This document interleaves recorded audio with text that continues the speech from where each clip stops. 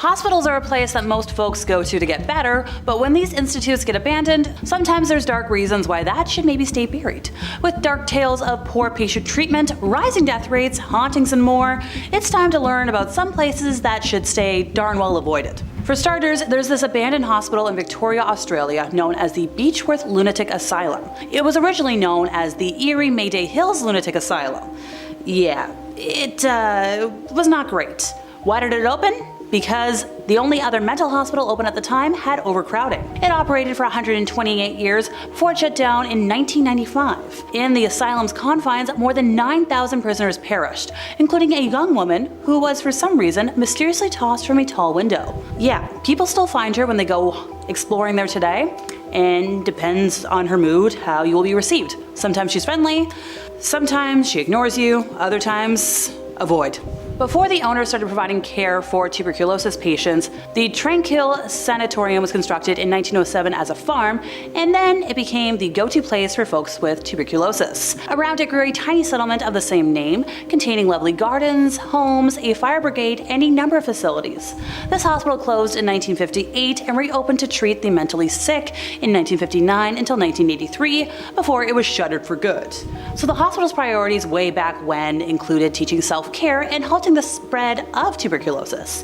The infected were treated with a tight rest schedule, nutritious food, and fresh air. Nursing staff reported seeing patients' face covered in ice on winter mornings because they would leave them outside on porches overnight to try and treat their disease. When good medications were launched in the late 1940s, the hospital's dynamics underwent a significant transformation. At the time, sanatoriums kind of lost their value, and that's when the facility was forced to close down. Patients, though, had a lot of weird stuff going on. They were prohibited from starting their own post offices, and they were encouraged to work for free as a form of therapy. Visitors were not usually able to donate supplies like food, clothing, cash, and other necessities. And in response to objections from families who wanted to keep their loved ones close, 55 patients who were not deemed capable of returning to society were transferred to other institutions when this one closed. Even now, the institution is plagued by bizarre orbs, unexplained feelings of grief and anxiety when you walk on the grounds, and crazy temperature swings. There's the ghost of a nurse who was brutally killed by a patient who likes to hang out and haunt anybody who dares to enter.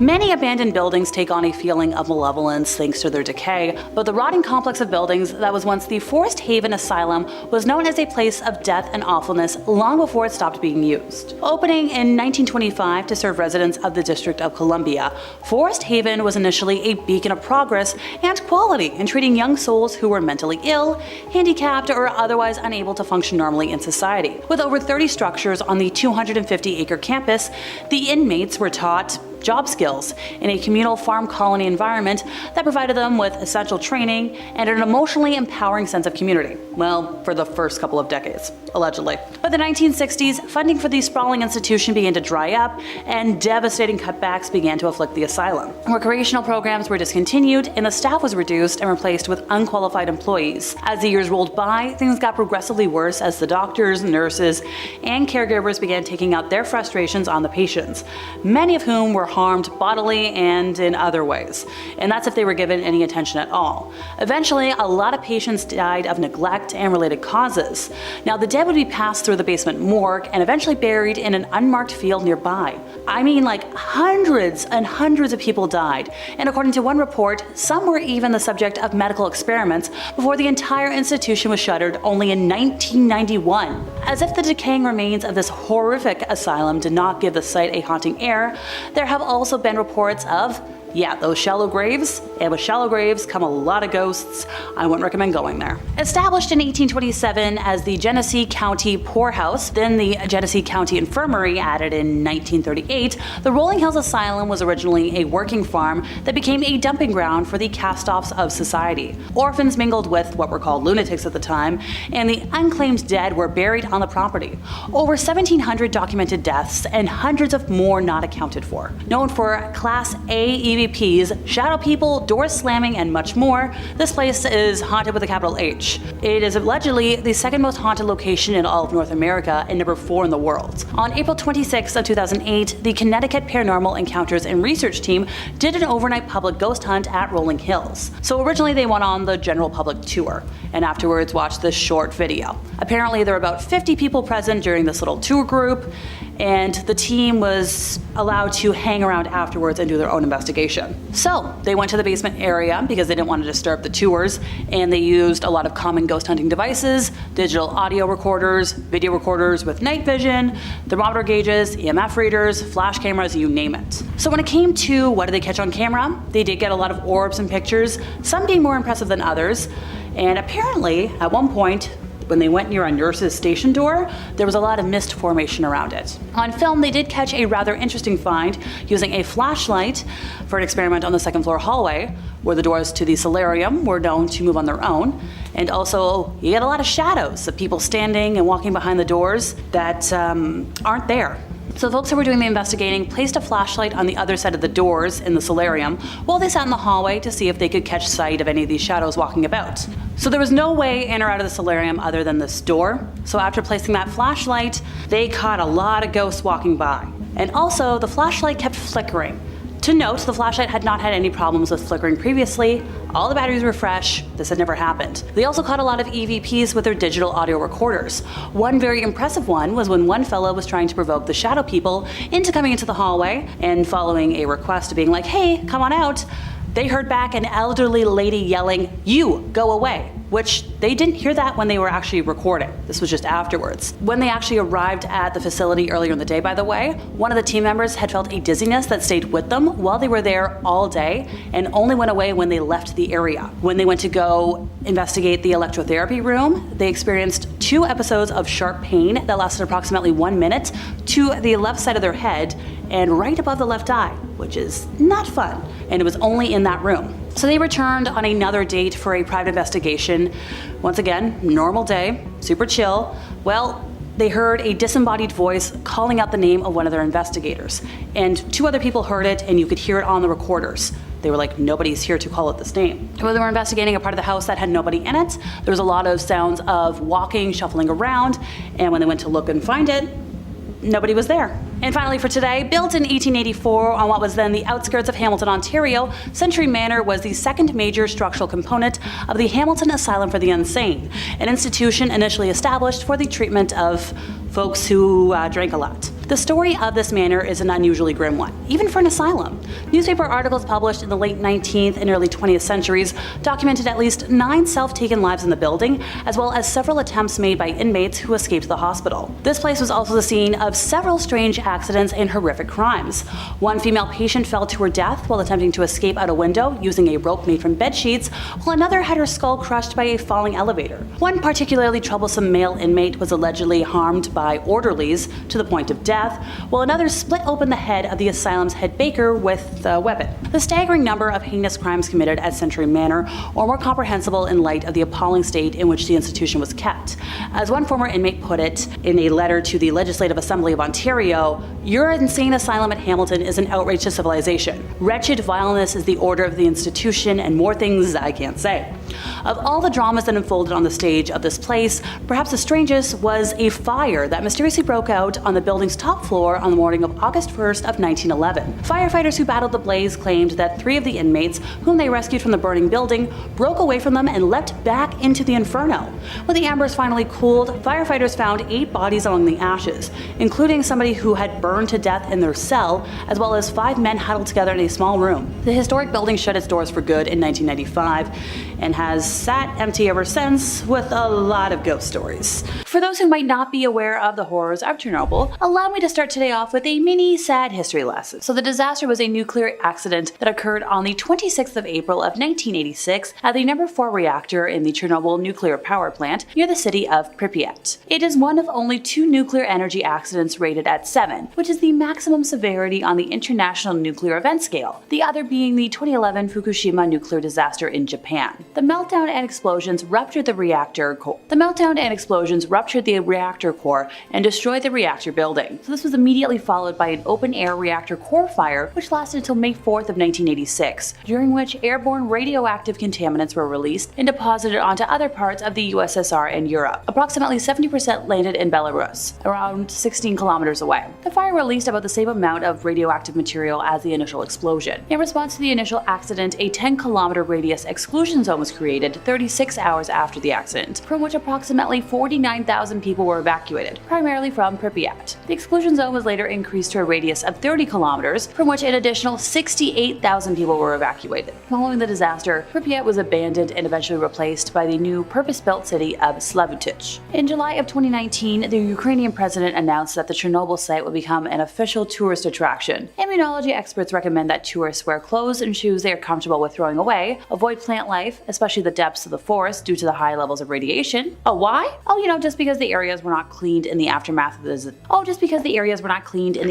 of the disaster and remain highly contaminated. Research showed that fungus, moss, and mushrooms are radioactive. So among the buildings that were abandoned were multiple schools, with the small city having 15 preschools for just under 5,000 attendees. Most of the buildings in the city are practically empty, but not the schools. School books and class magazines were clearly of no value to looters, and city residents were more worried about saving at least something from their personal property, leaving the buildings almost intact, minus the effects of being left empty over time. Moving on to other places of note, the Pripyat amusement park was set to have its grand opening on the 1st of May in 1986, in time for the May Day celebrations, but those plans were cancelled on April 26. Several sources report that the park was opened for a short time on the 27th before the announcement to evacuate the city was made to distract the residents from the unfolding disaster nearby. Constructed under the Soviet Union as a park of culture and rest, typical of many large cities in the then Soviet Union, the amusement park's attractions were manufactured by the firm Attraction, who were responsible for the construction of many of the amusement parks which remain to be seen around the former Soviet Union today in various states of repair. Located northwest to the Palace of Culture in the center of Pripyat, the park had 5 attractions: the iconic 26-meter Ferris wheel titled Circular Overview, the Autodrome bumper cars, a paratrooper ride called Chamomile, Russian swing boats, and also a carnival shooting game. Fun fact, the successor to the original company is still manufacturing the Ferris wheel, paratrooper, and bumper cars with a similar design as of 2017. Radiation levels around the park vary. The liquidators washed radiation into the soil after the helicopters carrying radioactive materials used the grounds as a landing strip, so concrete areas are less radioactive. However, areas where moss is built up can emit levels amongst the highest levels of radiation in the whole area. So the Ferris wheel actually made news in September of 2017 when Polish tourists turned it mechanically for the first time since 1986, later returning it to its original position. As much as it would be fascinating to explore history, I'll wait till it's a little less detrimental to my health. Number 4, the Paris catacombs. Deep underground the city of Paris are hundreds of miles of tunnels in a complex network that is one of the oldest in the world. It's a darker city that few tourists experience due to the high risk of danger. People often get lost. The walls can also collapse at any moment, so many who venture there wear miner's helmets. There's no electricity among the endless winding canals. There's no electricity amongst the endless winding canals, corridors, and crypts filled with mounds of unidentified skulls, which are estimated to be about 6 million deceased Parisians. There are parts so tight that you have to lie on your belly and slither forward like a worm to get through. Only a small section of the catacombs is accessible to tourists, while the rest has been illegal to enter since 1955. Look, I'm not saying you shouldn't explore the tourist accessible areas. Heck, I want to visit those myself, but stay out of the illegal areas. Urban explorers who frequent the catacombs call themselves cataphiles, which I must admit is a very smart moniker. They paint, sculpt, and create other art, while also building false walls, trap doors, and secret chutes to keep away the cataflics or catacops who try to catch them trespassing. You must know a cataphile who can be your guide to even try to explore the unknown, or else risk getting lost or stuck for who knows how long. As much as I love exploring creepy history, the thought of getting lost in such a cursed place is a type of scared I'm not fond of, and don't particularly ever want to experience. Number 3, the island of Poveglia. Yep, an entirely abandoned island, and it's got quite the history. So the island is located in the lagoon near Venice, and is famous for being one of the most haunted places in all of Italy. Tourists and locals alike are banned from the island, which was used for centuries as a place to exile the sick, to prevent the spread of disease, and contain the mentally ill in an asylum built in the late 1800s. Yeah, I'll backtrack and elaborate. In 1348, the bubonic plague arrived in Venice and Poveglia, like many other small islands at the time, and it became a quarantine colony. The plague on average killed 1 out of 3 Europeans, so fearing the crazy spread of the disease, Venice exiled many of its symptom-bearing citizens there. Go. At the island's center, the dead and those too sick to protest were burned on giant pyres. This included the tens of thousands of Venice citizens dying on the mainland. These fires were burned once more in 1630 when the Black Death again swept through the city. A small island was used as a mass burial ground, and ashes from human remains make up as much as 50% of the island's soil, so I hope it's a good fertilizer. The deaths of nearly 160,000 people on the island have given it its nickname, the Island of Ghosts. A doctor at the asylum was known to have experimented on patients with crude lobotomies and jumped from the bell tower in the 1930s after claiming he'd been driven mad by ghosts. Decades later, nearby residents claimed to still hear the bell, although it was removed many years earlier. A report titled Haunted History states that some restoration work has started in recent history, but abruptly stopped without explanation, so maybe this is one spot on today's list that I don't want to visit, like, ever. Number 2, Bodie State Historic Park. Formerly a genuine gold mining town located east of the Sierra Nevada mountain range in Mono County, California, and now a national landmark, it is known as one of the best preserved ghost towns in the world.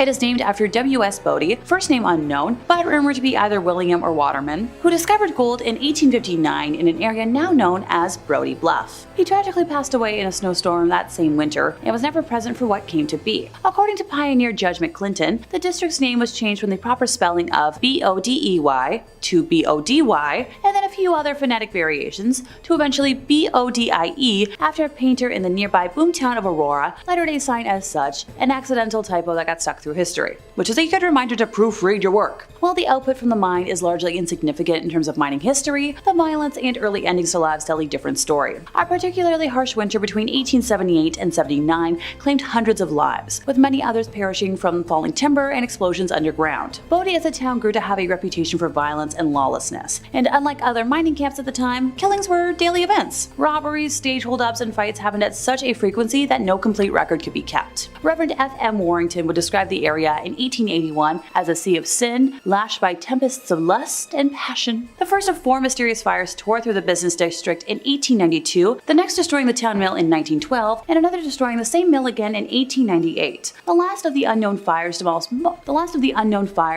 most of what was left of the now ghost town in 1932, taking many lives too soon in the process. When the last producing mine shut down after 1945, very few people were left living in what was left of the town, and all eventually met untimely ends. One man shot his wife unprompted, and 3 other men from the town took it upon themselves to take his life for the act. According to historians, the ghost of that man would visit the 3 men after his passing, shaking his fist and appearing as if he was cursing them out. Those men soon died of mysterious diseases and illnesses. Visitors to the area have reported meeting spirits that leave them feeling suffocated, seeing doors open and close on their own, and rocking chairs that may or may not have a menacing older lady staring them down, or even the empty chair rocking on its own. Nowadays, if you remove anything from the land, even like a little pebble, you'll be cursed with remorse and tragedy. The curse is upheld by the ghosts of residents past, who guard against thieves and protect the town's treasures. So kleptos, steer clear or be cursed. Number 1, Plymouth. The Caribbean island of Montserrat was quite the getaway spot in the 1980s after music producer Sir George Martin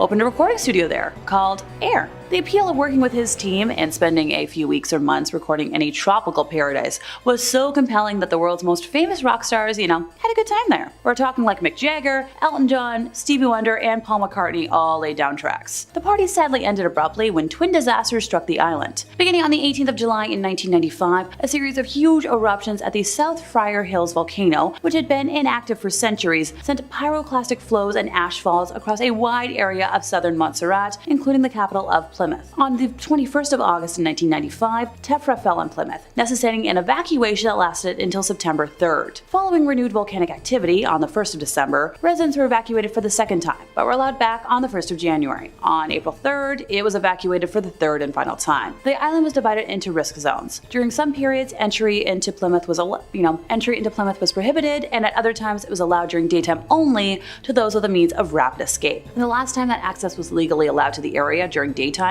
was June 16th of 1997, which was right before I was born. On the 25th of June, a further massive eruption produced pyroclastic surges that killed 19 people and reached nearly to the island's airport on the eastern side of the island, which had remained open until that time. Between the 4th to the 8th of August of that year, a further series of large eruptions destroyed approximately 80% of the town, burying it under 1.4 meters of ash. This hot material burned many of the buildings, making habitation nearly impossible for many of the residents. The flows, lava, ash, and other volcanic volcanic rock types were mostly compact, having a density similar to that of concrete. The removal of the overburden would have required the use of explosives, bulldozers, and other resources way too expensive for all of this. It was anticipated that the soil underneath the hardened mud and lava would have been scorched and left completely non-arable by the intense heat of the pyroclastic flows. The entire south half of the island was declared an exclusion zone because of the continuing volcanic activity at the hills. So the government of the island was moved north to the town of Brady's, although Plymouth still remains the technical capital. Recently, Montserrat has begun chaperoning driving tours into the exclusion zone, where visitors can walk through the ruins of the former capital, which now lies buried under some 20 feet of ash and stone, where the smoking volcano still pumps over 350 tons of sulfur dioxide into the sky every day. During a tour, one sees modern concrete buildings shattered by the unbelievable force of nature. Over 10 feet of ash and mud have buried so much of the city that in certain areas, only rooftops poke up from the dust. We're talking like papers and envelopes are stacked on desktop piles of work, which were made pointless by the pile of ash that fills up the floor and outside balconies. 19 people died from breaking the law and entering the exclusion zone before it was safe, by the way. Coming in at 5, Hashima Island, Japan. Hashima Island is an abandoned island lying about 15 kilometers from the city of Nagasaki in southern Japan. It is one of 505 uninhabited islands in Nagasaki Prefecture. The island's most notable features are its abandoned concrete buildings, undisturbed except by nature and the surrounding sea wall. While the island is a symbol of the rapid industrialization of Japan, it is also a reminder of its history as a site of forced labor prior to and during the Second World War. The island reached a peak population of 5,259 in 1959, and in 1974, with the coal reserves nearing depletion, the mine was closed and all of the residents departed soon after, leaving the island effectively abandoned for the following 3 decades. Interest in the island then re-emerged in the 2000s on account of its undisturbed historic ruins, and it gradually became a tourist attraction. The island is increasingly gaining international attention, not only generally for its modern regional heritage, but also for the undisturbed housing complex remnants representative of the period from the Taisho period to the Showa period. It has become a frequent subject of discussion among enthusiasts for ruins. Since the abandoned island has not been maintained, several buildings have collapsed mainly due to typhoon damage, and other buildings are in danger of collapse. However, some of the collapsed exterior walls have been restored with concrete. The island was formally approved as a UNESCO World Heritage Site in July 2015 as part of Japan's sites of Japan's Meiji Industrial Revolution, iron and steel, shipbuilding and coal mining.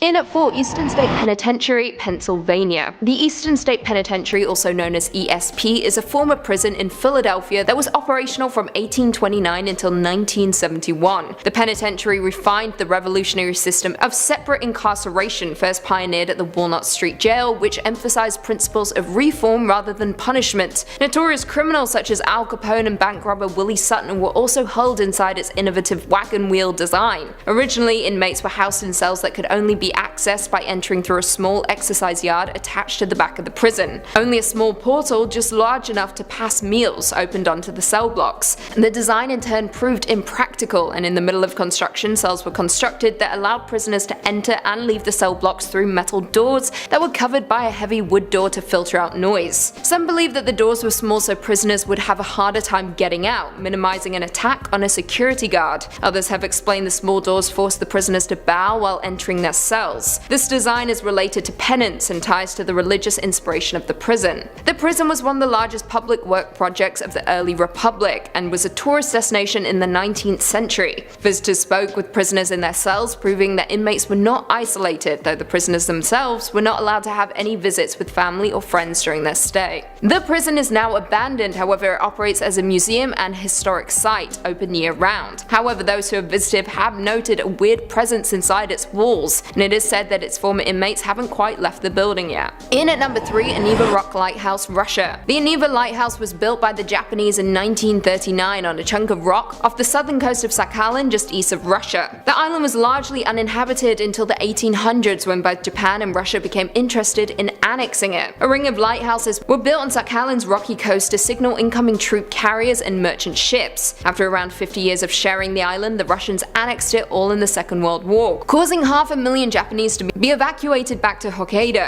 In 1951, the Treaty of San Francisco was signed, officially handing tenure over to the Russians. Now the Aniva Lighthouse is abandoned, including its 7 stories of diesel engines, accumulator rooms, keepers' living spaces, radio facilities, storerooms, large clockwork pendulum, and 300 kg pool of mercury. The place now looks like the perfect location for a horror movie, with the building completely deteriorating upon the rock due to the force of the water and wind. However, if you want to visit, you can. Regular tours are organized from Sakhalin's main city. During the 6-day journey, tourists can not only visit the lighthouse but also enjoy the views of the city. Coming in at number 2, Willard Asylum, New York. The Willard Asylum for the Chronic Insane is a former state hospital in Willard, New York, near Seneca Lake. The asylum was originally meant to rescue mentally ill people from county facilities where they were typically kept, often chained up or in cages. At Willard, the idea was that patients could be treated and hopefully rejoin society. In reality, Willard was more of a prison than it was a hospital, with patients being kept until the administrators decided they could leave. However, many never did. Worse still, not everyone who found themselves in the asylum were actually insane. Now, as of today, Willard is abandoned, but much of it still remains. The bowling alley built inside its walls during the later years is still standing, with several decaying pins remaining at the end of the lanes. The morgue is also still intact, with the autopsy tables in place next to the drawers where the bodies were stored. Now, in those days when a person died, it was shameful to have one's family name on the grave of a mental hospital. As such, out of respect, none of the graves were marked. Today, efforts are underway to find out who is buried in the graves and replace numbers with names. In the attic is where things have been unearthed though. In 1995, the same year the asylum closed, hundreds of suitcases were discovered in the attic. They had been left behind by the patients who never left the asylum. More than half of the 50,000 patients that came to Willard died within its walls,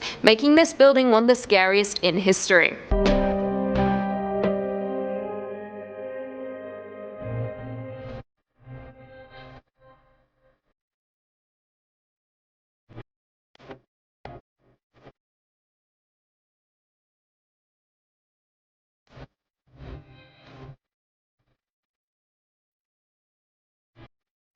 And finally, coming in at number 1, Pripyat, the Chernobyl abandoned city. Yes, we're discussing an entire city with this one, not just one specific building, because honestly there are way too many. Pripyat is a ghost city in northern Ukraine, near the Ukraine-Belarus border. The city was founded on February 4th, 1970 as the 9th nuclear city in the Soviet Union to serve the nearby Chernobyl nuclear power plant. It was officially proclaimed a city in 1979 and had grown to a population of 49,360 by the time it was evacuated on the afternoon of April 27, 1986, the day after the Chernobyl disaster. The Chernobyl disaster was a nuclear accident that occurred on the 26th of April 1986 at the number 4 nuclear reactor in the Chernobyl nuclear power plant near the city of Pripyat in the north of the Ukrainian SSR. It is to this day considered the worst nuclear disaster in history and is one of only 2 nuclear energy disasters rated at 7, the maximum severity on the International Nuclear Event Scale.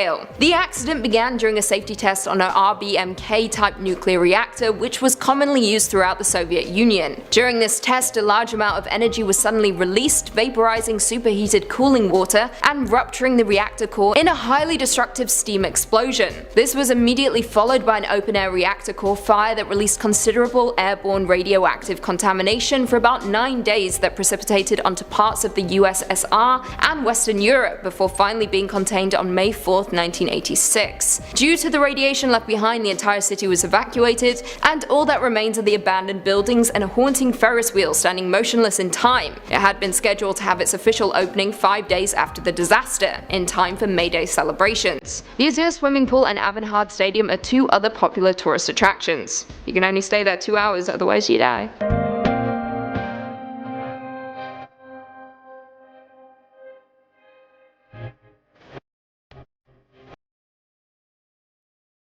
In at number 5 we have St. Elmo, Colorado. St. Elmo, Colorado was a former gold mining camp in Chaffee Country. Today it is one of the best preserved ghost towns in Colorado, as the entire district was placed on the National Register of Historic Places in 1979. The area was originally settled in 1878 and was made official in 1880, when gold and silver began to bring many people to the area. At one point the population reached more than 2,000 people. In 1881 the Denver, South Park and Pacific Railroad came came through the area and a station was built in St. Elmo. From here, the tracks continued to Romley Hancock and through the historic Alpine Tunnel. St. Elmo was considered the main source of supplies arriving by train for the area settlers, and eventually several merchandise stores, 5 hotels, a telegraph office, a town hall, 5 restaurants, 2 sawmills, a schoolhouse, a weekly newspaper called The Mountaineer, and numerous saloons and dance halls filled the town. The miners worked at several mines throughout the area that were rich in silver, gold, copper, and iron. In 1890, a fire destroyed the business section and the town was never entirely rebuilt. This was about the same time that St. Elmo's peaked in population with about 2,000 residents. Afterward, many of the mines were depleted and many miners moved out of the area. More mines continued to fail in the ensuing years and the closure of the Alpine Tunnel in 1910. The state of the structures paired with depleting mines led many in the community in search of new, more prosperous mining towns to call home. The railroad continued to run until 1922, and it has been said that the rest of St. Elmo's population rode the last train out of town, never to return.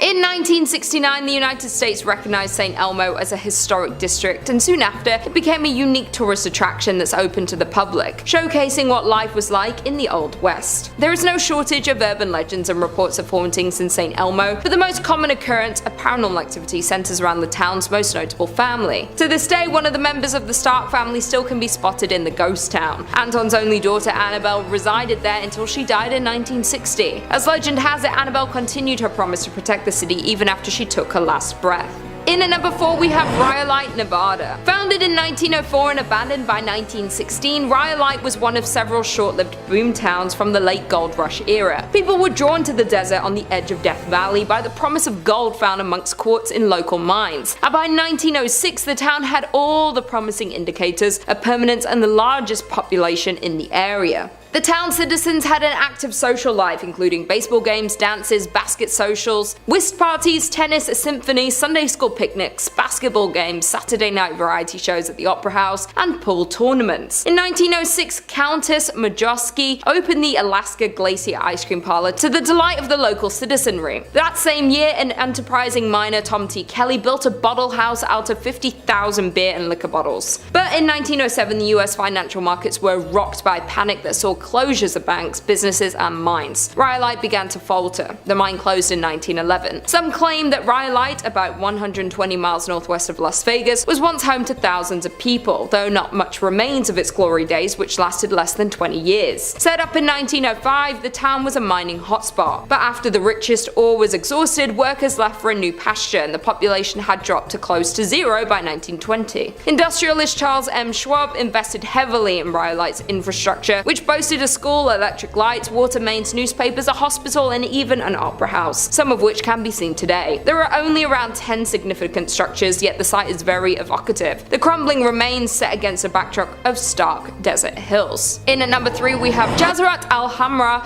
which is best known as the ghost town of the United Arab Emirates, is said to be the country's most haunted place, remaining a number of spooky events experienced by the locals and curious visitors. Jazeerat Al-Hamra is an abandoned village located to the south of the city of Ras Al Khaimah, one of the 7 emirates that form the UAE. The coastal territory is the region's best example of a pre-oil village, displaying 3 distinct types of early and mid-20th century Gulf architecture. The town of Ras Al Khaimah is the crumbling remains of a once thriving fishing village. The name translates to Red Island for the red and bronze color of the sand on which the town was built. The former tidal island was predominantly home to the Zab tribe, who by 1831 developed the area into a renowned pearling trade center. It was home to over 4,000 inhabitants and dozens of fishing and trading ships, and with its good fortune came expansion that continued well into the start of the 20th century. But by 1968, Al-Jazeerat Al-Hamra became nothing more than an abandoned town, due to a clash between the tribe and Sheikh Saka bin Mohammed of Ras Al Khaimah due to some unclear reasons. Thus, most of them migrated to Abu Dhabi. The village consisted of 334 buildings, including 18 shops and 11 mosques, and is nearly unchanged since its people left in 1968. Al-Jazeerat Al-Hamra, now filled-in patch of land in the south of Ras Al Khaimah, remained abandoned and untouched. However, rumor has it that this extraordinary quiet and silent village is extremely haunted by the jinns. People even gossip that they can hear the strange noise and disembodied voices near the beach of this ghost village. Many visitors also assert that they felt uneasy, like danger danger was lurking, waiting for them when they pressed on further into the haunted village. Some of them even claimed to have reported seeing unexplainable handprints on the ruined pillars and walls and experienced many more paranormal things within this haunted ghost town. In at number 2 we have Pyramid in Norway. Some say that the Soviet town of Pyramid in Norway was abandoned overnight, and for a good reason. Located in Svalbard, an archipelago situated between Norway and the North Pole, Pyramiden can be reached by boat from about mid-May until the beginning of October, when waters bordering the town are free from sea ice. Established in the 17th century, the town was used as a base for whaling and walrus trapping. Though at the start of the 20th century the culture shifted to coal mining. At first Pyramiden was a sleepy place with hardly any residents at all, but after World War II the Soviets allocated more money to the town. They constructed dozens of new buildings, including a hospital, a recreation centre called the Cultural Palace, and a large cafeteria. In the 1980s the town's population reached its peak of more than 1,000 people, but not long due to the wake of the Soviet Union's dissolution the town would be left completely abandoned. As when the Soviet Union fell apart, mining stopped in Pyramiden and the miners had to leave. On March 31st, 1998 the last coal was extracted from the mine, and the approximately 300 workers who still lived there began shipping out. The residents never returned, and today the town still stands much as it was when the last men departed. And finally, in at number 1 we have Batstow Village, New Jersey. There are around 28 known ghost towns in New Jersey, but this one has to be the most terrifying. Founded in 1766, the Batstow Village was built primarily to accommodate once prosperous ironworks. At the time, the site possessed 3 valuable resources: water for mills, abundant wood for charcoal, and naturally occurring bog iron. During the Revolutionary War, Batstow supplied the Continental Army with iron, while its remoteness protected it from British attack. In 1784, Batstow was bought by William Richard, whose family owned and operated the ironworks for 92 years. Following the discovery of coal and ore in Pennsylvania, in the 1840s the iron industry began to dwindle in the Batstow village. Nervous they were going to run out of business, the Richards family exploited another abundant local resource, sand, to make glass. But in 1874 a house fire spread and destroyed the glass making facilities, remaining furnaces, and 17 houses that were in the town. Due to the destruction of the glass facilities, the town of Batstow and the Richards family fell into bankruptcy. The Richards and many of the villagers moved away after the accident, leaving the site silent. In 1876 the property, along with huge tracts of land around it, was purchased by industrialist and businessman Joseph Wharton, with the plan of reinventing the declining town into an agricultural, foresting and cranberry farm. But after his death in 1909, the land was held by a trust until purchased by the state in 1954 to form the Wharton State Forest. The state's plan for the town was to restore its 50-room mansion, as well as to rebuild the dam that was located on the lake, though the efforts to reinvent Batstow weren't enough to save it from its inevitable end. As when the state of New Jersey bought the village with a plan of improving it, the residents didn't see a future in the town, so they all left it, with roots that can be traced back to 1766 and the last remaining resident leaving in 1989. There are more than 40 structures still standing in the historic town, including a charcoal kiln, carriage houses, stables, ice and milk houses, a blacksmith, general store, gristmill, and a wheelwright shop, though they are all left untouched since the last residents left in 1989. Coming in number 5, Centralia, Pennsylvania.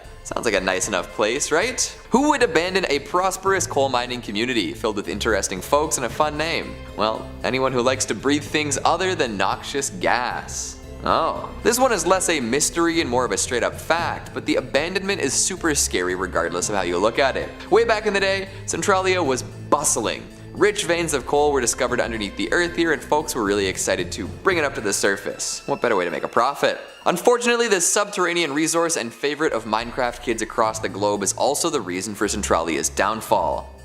The very same stuff that brought about plenty of business also made the town uninhabitable. Tragic, and maybe a nice little microcosm of the human experience. Apparently a landfill burn spread a little further than folks were expecting and ignited the underground coal. From an abandoned coal mine to the rich veins of black gold underground, this fire spread like, well, wildfire, scorching everything around. 140 acres of town, gone, just like that. A lot of it is still standing, but it's not safe to be around. The underground fires belch all sorts of horrid smoke, and many large sinkholes opened up due to the fire's influence. These days you might sense a presence or two while passing by, but don't worry, they're not ghosts, not yet anyways. Of the few thousand who used to live there, only about a half dozen remain. They refused to abandon their once lovely town, determined to live amidst the smoke and gas, the fire and flames. It doesn't look like the fires are going out anytime soon either. Some estimates see the blaze continuing on for a few hundred years, thanks to the constant supply of fuel underground. Coming in number 4, we've got Deception Island, Antarctica. Another wild and wonderful name. If I could choose to name the place I lived in anything, Deception would definitely be on the list. That's the kind of town that famous folk albums get named after, a place of legend for miles around. A place of rest, perhaps, or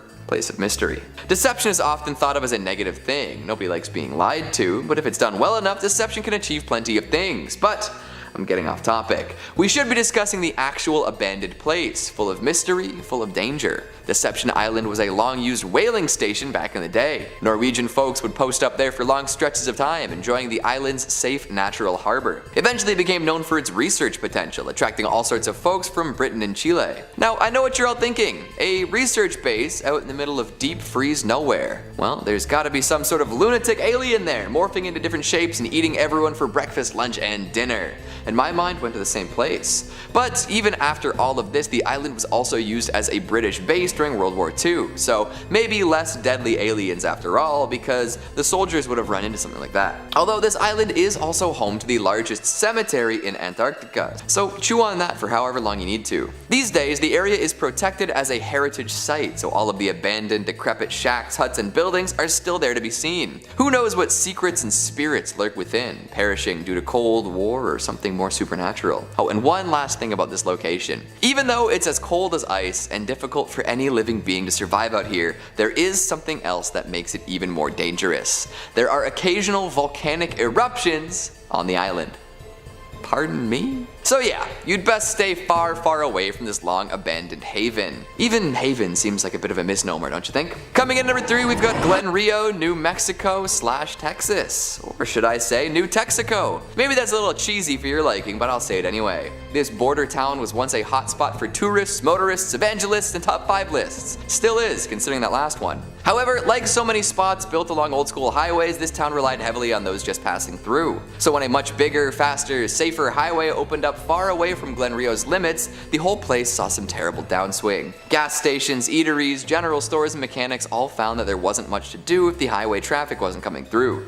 A tough break for sure. What remains could pass for a location out of a new Fallout game. Empty buildings adorned with imagery consistent with the campy American dream. Burnt out husks of old cars, never to rev their engines again. Empty sun-bleached motels with rotted out mattresses and busted windows. If anyone wanted to live their post-apocalyptic dream life, here would be the place. In fact, it wouldn't surprise me if a few ghouls were roaming the wastes, eking out a modest life amidst the emptiness. When something so obviously meant to be jam-packed with people is devoid of all life, it can be extremely unnerving, and Glen Rio exemplifies this in spades. If I were to visit, I would expect dead silence. However, were some old-fashioned scratchy radio tunes to start playing, I would understand. That's just the ghosts of those who believed in the town trying to boogie after hours. Coming in number 2, we've got Oficina Chacabuco in Chile. A lot of ghost towns are left abandoned, with the occasional explorer stumbling through to see what life was all about. When whatever the town relied upon for prosperity, whether it be natural resources, tourism, or celestial protection, runs dry, people drift away. Over time, that means the town is no longer what it used to be, a shell, a husk. It's sad, but it's also just the natural byproduct of industrialization. If a place can no longer be useful, it's cut. However, some people can find other uses for these sinister feeling places. Oficina Chacabuco is just such a place. Making its money through nitrate mining at one point, this spot lost a lot of business when petroleum-based fertilizers became the next big thing. Without any other resources to rely upon, those who made their living here had to hightail it out. This left the remote town empty for a number of years. However, during General Pinochet's bloody rule in the 70s, this place was used for something else entirely. Political prisoners would be forcefully brought here and left to fend for themselves in the ghost town. They couldn't escape either, as the regime set up a wicked barrier of barbed wire and landmines. I'm sure more than one individual tried their best to escape, only to end up on the receiving end of some of these implements of death. So whether the town is haunted by the souls of those who lost their livelihood or by those who fought against a dictatorship, it's an extra ghastly ghost town indeed. Coming in at number 1, Pripyat, Ukraine. The ghost town to end all ghost towns. Absolutely full of eerie images, from old propaganda to abandoned, weather-worn dolls. There isn't a creepier experience than sifting through the legendary waste left behind after the Chernobyl nuclear meltdown. After this power plant melted down, introducing the surrounding area to more radiation than 100 times that produced by the bomb dropped on Hiroshima, hundreds of thousands of people had to be evacuated, and fast. For more than 20 years, nobody was allowed back in. Legally anyways, because plenty of folks did go back in spite of warnings against returning. Who knows what the long-term impact of nuclear fallout will be on this area? Generations of wildlife, flora and fauna will be impacted, and the area will be uninhabitable for some time. However, these days the radiation levels are low enough that people can visit the town and take in the ominous vibes. See the abandoned schoolhouses, stroll through homes that were left largely as is since the day of the disaster, witness the destruction caused by the meltdown. The reason behind Pripyat's abandonment aren't that mysterious, but the circumstances surrounding the disaster, the follow-up, and how things are meant to operate now are. Number 5. Whittingham Hospital, England. Whittingham Hospital, located in England, is notorious for its spine-chilling reputation as one of the most haunted places within the United Kingdom. This branching psychiatric facility was originally founded in 1869 as the Whittingham Asylum. The hospital is riddled with a long and dark history that continues to intrigue the curious minds of paranormal enthusiasts, dark tourists, and even just casual onlookers. The hospital was meant to be a place of hope, where those suffering from mental illnesses could seek treatment and solace. But over the years, Whittingham Hospital's reputation took a dark turn. Substantiated claims of overcrowding, inadequate care, and the mistreatment of struggling patients began to surface, casting a dark shadow over the institution. As the hospital's population inflated, the claims and stories of its dark side only grew. One of the most haunting aspects of Whittingham Hospital comes from its now abandoned state. The facility officially closed its doors in 1995. The large complex consists of many interconnected buildings, all of which are said to be riddled with bouts of paranormal activity. It's not uncommon for curious visitors to report odd encounters, strange noises, and unexplained phenomena within the hospital's halls. One of the most famous ghostly entities said to roam the hospital is that of a nurse known as Nurse Edith. According to legend, Nurse Edith was deeply committed to her patients and worked tirelessly during her time at Whittingham. Some believe that her spirit lingers in the hospital, continuing to care for the patients who suffered there, even in their afterlives. Aw, that's kind of sweet. Visitors have reported hearing the sound of airy footsteps and the rustling of a nurse's uniform, even though the building is completely void of the living. Another ghost associated with Whittingham Hospital is the Lady in White, and guys, I'm starting to think that this Lady in White is actually just everywhere, because I swear to the heavens almighty that she has appeared in every single ghost video I've done. Is she like a ghost celebrity? Is she going on a world tour? Are people just really not creative and the only name they can think of is the lady and a vague descriptive feature? What would I be called? The lady with curls? Sorry, anyway.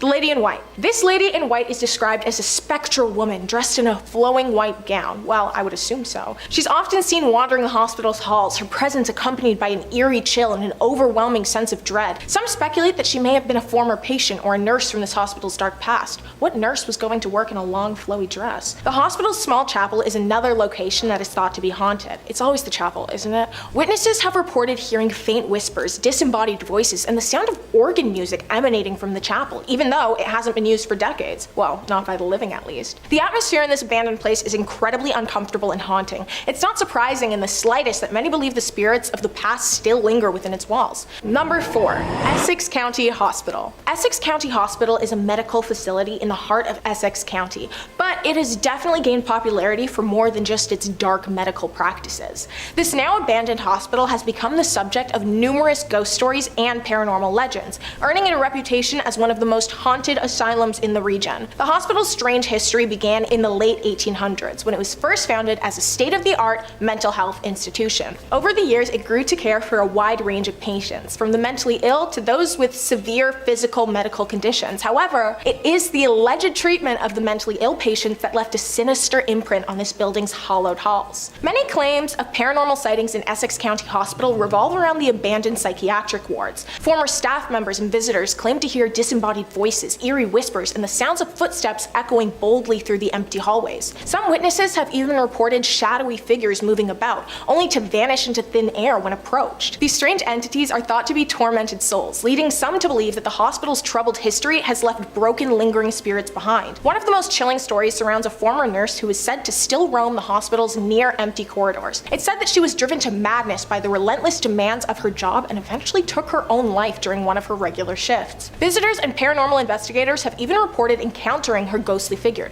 dressed in an old nurse's uniform, wandering aimlessly and emitting an energy plagued by sorrow. The morgue of the hospital is another area where paranormal activity is frequently reported. Witnesses have claimed to hear strange, unexplained noises and have also felt sudden drops in temperatures. Some have even reported seeing figures of patients who passed away within the hospital's walls wandering around. Essex County Hospital's notoriety has attracted paranormal investigators from everywhere. Many have conducted extensive research within the building, managing to capture unexplained phenomena on audio and video recordings. Legends and ghost stories have only intensified the hospital's supernatural reputation. Residents avoid the area at night, and honestly, props to them, they're smart. Don't walk near the creepy abandoned hospital filled with scorned creatures alone at night. Night is when the bad things happen. Night is when there is definitely something chasing you as you run up the stairs after turning off the light. Skeptics often scoff at the claims of ghostly encounters, but the giant volume of reported paranormal activity can't be ignored. Whether you're a plain-minded skeptic or a curious believer in the supernatural, the stories surrounding this abandoned hospital continue to intrigue anyone who hears its unsettling story. Number 3. Danvers State Hospital. Danvers State Hospital, located in Danvers, Massachusetts, has a twisted and haunted history that has managed to capture the imaginations of paranormal enthusiasts and the curiosity of brave urban explorers. It's considered one of the most well-known and haunted asylums within the United States. Danvers State Hospital was constructed in 1874 and was originally known as the State Lunatic Hospital at Danvers. It was designed by an architect as a sprawling Kirkbride plan institution. This design was highly preferred in the 19th century due to its focus on natural light and, more importantly, patient comfort. However, over time, the hospital faced issues relating to overcrowding, underfunding, and development surrounding the knowledge and treatment of psychiatric care. Danvers State Hospital became notorious for its mistreatment of patients, overcrowding, and unsanitary conditions. Stories of neglect, harm inflicted by staff, and experimental treatments added to its disturbing reputation. The hospital's history is drowned in tragedy. Thousands of patients passed away within its walls over the years. The hospital's architecture, which features a central administration building with wings extending outward, became an iconic silhouette on the Massachusetts landscape. The hospital's ominous appearance also played a role in its association with paranormal activity. By the mid-1900s, changes in the mental health care and treatment thankfully led to the eventual abolishment of Danvers State Hospital.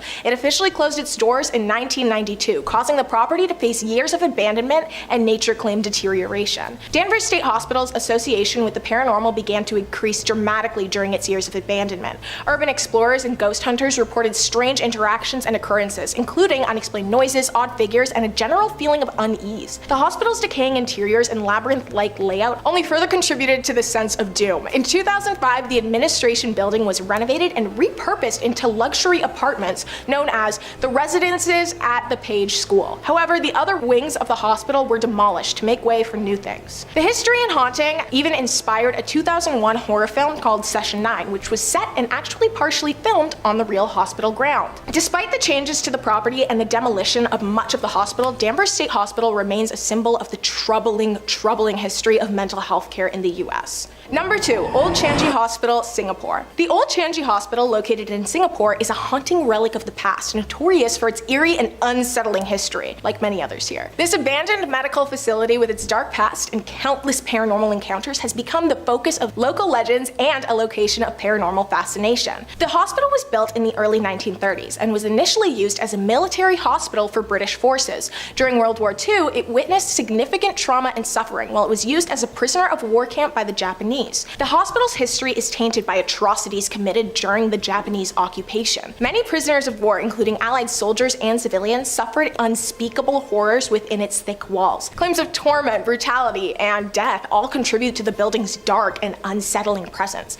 After the war, the Old Changi Hospital continued to serve as a medical facility, but its patients began to experience strange displays of paranormal activity. The stories of the paranormal activity soon began to spread throughout the hospital. Visitors and staff often reported hearing strange noises, disembodied voices, and witnessing oddities from another dimension. Commonly reported encounters include sightings of shadowy figures, the sounds of footsteps in empty corridors, and mysterious, unexplained events. One of the most well-known stories associated with the hospital is the Lady in Red. According to the legend, a woman dressed in red is often spotted aimlessly roaming through the hospital's hallways. Some believe that she may be the spirit of a nurse from the hospital's past, forever trapped within its walls. Paranormal investigators and enthusiasts have flocked to the old Changi Hospital to explore its haunted reputation even further, hoping that they may be fortunate enough to catch even just a glimpse of an unknown entity. Many have managed to capture audio recordings, photographs, and video footage supposedly documenting encounters with spirits or unexplained phenomena. These investigators have even further fueled the already blazing fire of this building's haunted reputation. In recent years, the Old Changi Hospital has been featured in various paranormal television shows. The Old Changi Hospital's chilling history and reported encounters with the unexplained make it an enduring and eerie landmark in Singapore. Number 1. Penhurst State School and Hospital. Penhurst State School and Hospital, found in Spring City, Pennsylvania, has a sinister history full of allegations surrounding the serious neglect and harmful mistreatment of its residents. This tragic past has given rise to numerous claims of paranormal activity, turning Penhurst into a hotspot for ghost lovers, paranormal investigators, and curious minds. Penhurst was established in 1908, initially intended to be an institution for the care and treatment of individuals with neurodivergent brains and serious mental health impairments. Because anyone who is neurodivergent back then was classified as legally insane. However, over the decades, like many others on this list, the facility became overcrowded, understaffed, and plagued by claims of inhumane treatment towards its patients. Reports of physical and psychological harm, as well as overcrowded and unsanitary conditions, created a lot of controversy and upset in the community. Not enough for them to do anything about it, but in their heads, they were very upset. The mistreatment and neglect of residents at Penhurst eventually led to its closure in 1987, after over 80 years after the doors first opened. The facility was abandoned and left to be forgotten and taken over by nature, but the stories of the cruel suffering endured by its residents did not fade. Instead, these stories contributed to the now well-known reputation that Penhurst has. One of the most known paranormal activity hotspots within Penhurst is the Mayflower Building. This building was once home to some of the institution's most vulnerable residents, who all met grisly, vicious ends. Visitors exploring the abandoned wing have reported hearing looming voices, footsteps, and the sounds of wheelchairs moving on their own. Many believe that the tormented, vengeful spirits of former residents continue to roam the Mayflower Building, unable to find true peace even in death. The Penhurst State School and Hospital is host to regular ghost tours and paranormal investigations, attracting curious individuals from all over the globe. These tours offer enthusiasts a chance to explore the decaying buildings and the chance to potentially encounter one of the restless spirits that inhabit the grounds. While skeptics argue that the stories of paranormal activity at Penhurst can be attributed to the tragic history of the institution and the power of suggestion, many who have visited the site claim to have had inexplicable and chilling experiences. Number 5 on this list is Atlantis Marine Park. We are headed all the way down under for this one because Atlantis Marine Park is actually in Australia. AustralianNews.com writes, Atlantis Marine Park was initially a huge success with families from WA and beyond flocking to the park to watch the live dolphin shows, swim in the pools, ride pedal boats, and have their obligatory photo with King Neptune, a huge statue at the entrance to the park. However, in 1990, just 9 years after opening, Atlantis shut its doors. Western Australia's boom never eventuated, and the 1987 stock market crash put a halt to prosperity. Atlantis closed due to financial difficulty and was left abandoned. It has since been damaged by vandals and has become overgrown and derelict. Old statues can still be found scattered throughout the grounds, as well as broken walls and concrete pools. For years, it was no man's land, popular with dog walkers. However, just last month, the iconic King Neptune was restored to his former glory after a petition by locals who started an online campaign for something to be done with the ruins. Well, I'm glad to see that Neptune is looking fresh again, but I don't know how long he'll stay that way. Apparently, this place, when the sun goes down, is home to some evil creatures. Four-legged mutant things with glowing red eyes that hiss and are nothing that we know of from this world. Now, this could be a bunch of baloney, but that's what some people have reported seeing when they've explored this place at night. Probably safe to go during the daytime, just make sure you set an alarm for 6 p.m. to get out of there if you do go. Number 4 on this list is Crinkly Bottom Theme Park. This one, to my understanding, has been demolished, but it still deserves a spot on this list because of how creepy it was when it was around. Mr. Mr. Blobby was a TV caricature in the early 1990s. He was featured on one of Britain's most successful late-night Saturday television shows and was this big pink blob creature with a bow tie on. This was a comedy television show and this blob thing didn't lack any of that. He would often engage in annoying antics with celebrity guests and become a bit of a British television phenomenon. Well, Mr. Blobby was successful enough that he of course needed toys, merchandise, and heck, while we're at it, let's give him his own amusement park. Sometimes what works well on TV doesn't always translate to a fun amusement park though. Crinkly Bottom was what they called it, and it opened up in 1994. This annoying sidekick's popularity didn't last forever though, and this amusement park's life was very short-lived. The place shut down in 1996 because it simply was not making enough money. Then it faded away into obscurity and everybody forgot about this interesting little business venture. That was until 2009 though, when some urban explorers stumbled upon it again. The once bright and beautiful Blobby Land looked like something straight out of a horror film. It was worn and gross and just reeked of evil. Animals had taken up residence there, and based on how the place looked, it wouldn't have been surprising if some sketchy characters once did business there too. You can't visit it now because it's demolished, but you really shouldn't have been going when it was around anyways. Number 3 on this list is Boblo Island. I had to include Boblo Island on this list to give a bit of a shout out to Ontario, where your boy grew up. Boblo Island was wildly successful for a time and operated for nearly a century. As with a lot of places on this list though, it couldn't seem to power through the 90s and had to shut down. Reader's Digest says, picture an 1898 Victorian amusement park, music from an organ grinder, women's skirts swishing around the dance hall, children's laughter echoing from various newfangled rides. That's what this theme park on Boys Blank Island, nicknamed Boblo, near Detroit on the Canadian side of the Detroit River was to residents alike. Its doors were shut nearly 100 years later in 1993 and the area is now closed to the public. But you can boat or kayak by the remains, listening for the ghostly sounds of long past visitors. While you can't stay here overnight, you can rent these 8 haunted places on Airbnb. Being on an island really adds to the creepiness for me, I think. Like this place, from all the pictures I could find, it really looks totally detached from all other society. Basically meaning that whatever happens here, you are totally by yourself. Like there is a new set of rules for this island. There have been stories that something lurks here, a spirit or something dark. Be very careful if you ever go to Boblo Island. Number 2 on this list is Pripyat Amusement Park. Pripyat is a town that we've talked a lot about on this channel already. In fact, it was recently featured in a video where we looked at the top 5 mysterious towns that are completely abandoned. Pripyat is a ghost town in northern Ukraine and near the Ukrainian and Belarus border. It was named after the nearby river Pripyat and was founded in 1970. Right in the town is a small amusement park that once looked quite fun and had plans to grow into a big Ukrainian park that people might flock to. Those dreams were never realized though, and now it sits in complete and utter disarray. Those dreams were never realized because of the horrible accident that occurred in 1986. You see, the town of Pripyat was basically established to serve the Chernobyl nuclear power plant. When it was first built, it was a closed town basically only for the workers of this place, but it grew and grew as time went on, and at its height had a population of just under 50,000 people. I don't need to go into too much detail about the accident as a whole, because I imagine that you guys are all pretty aware. But basically, this was the worst accident of this nature in human history, and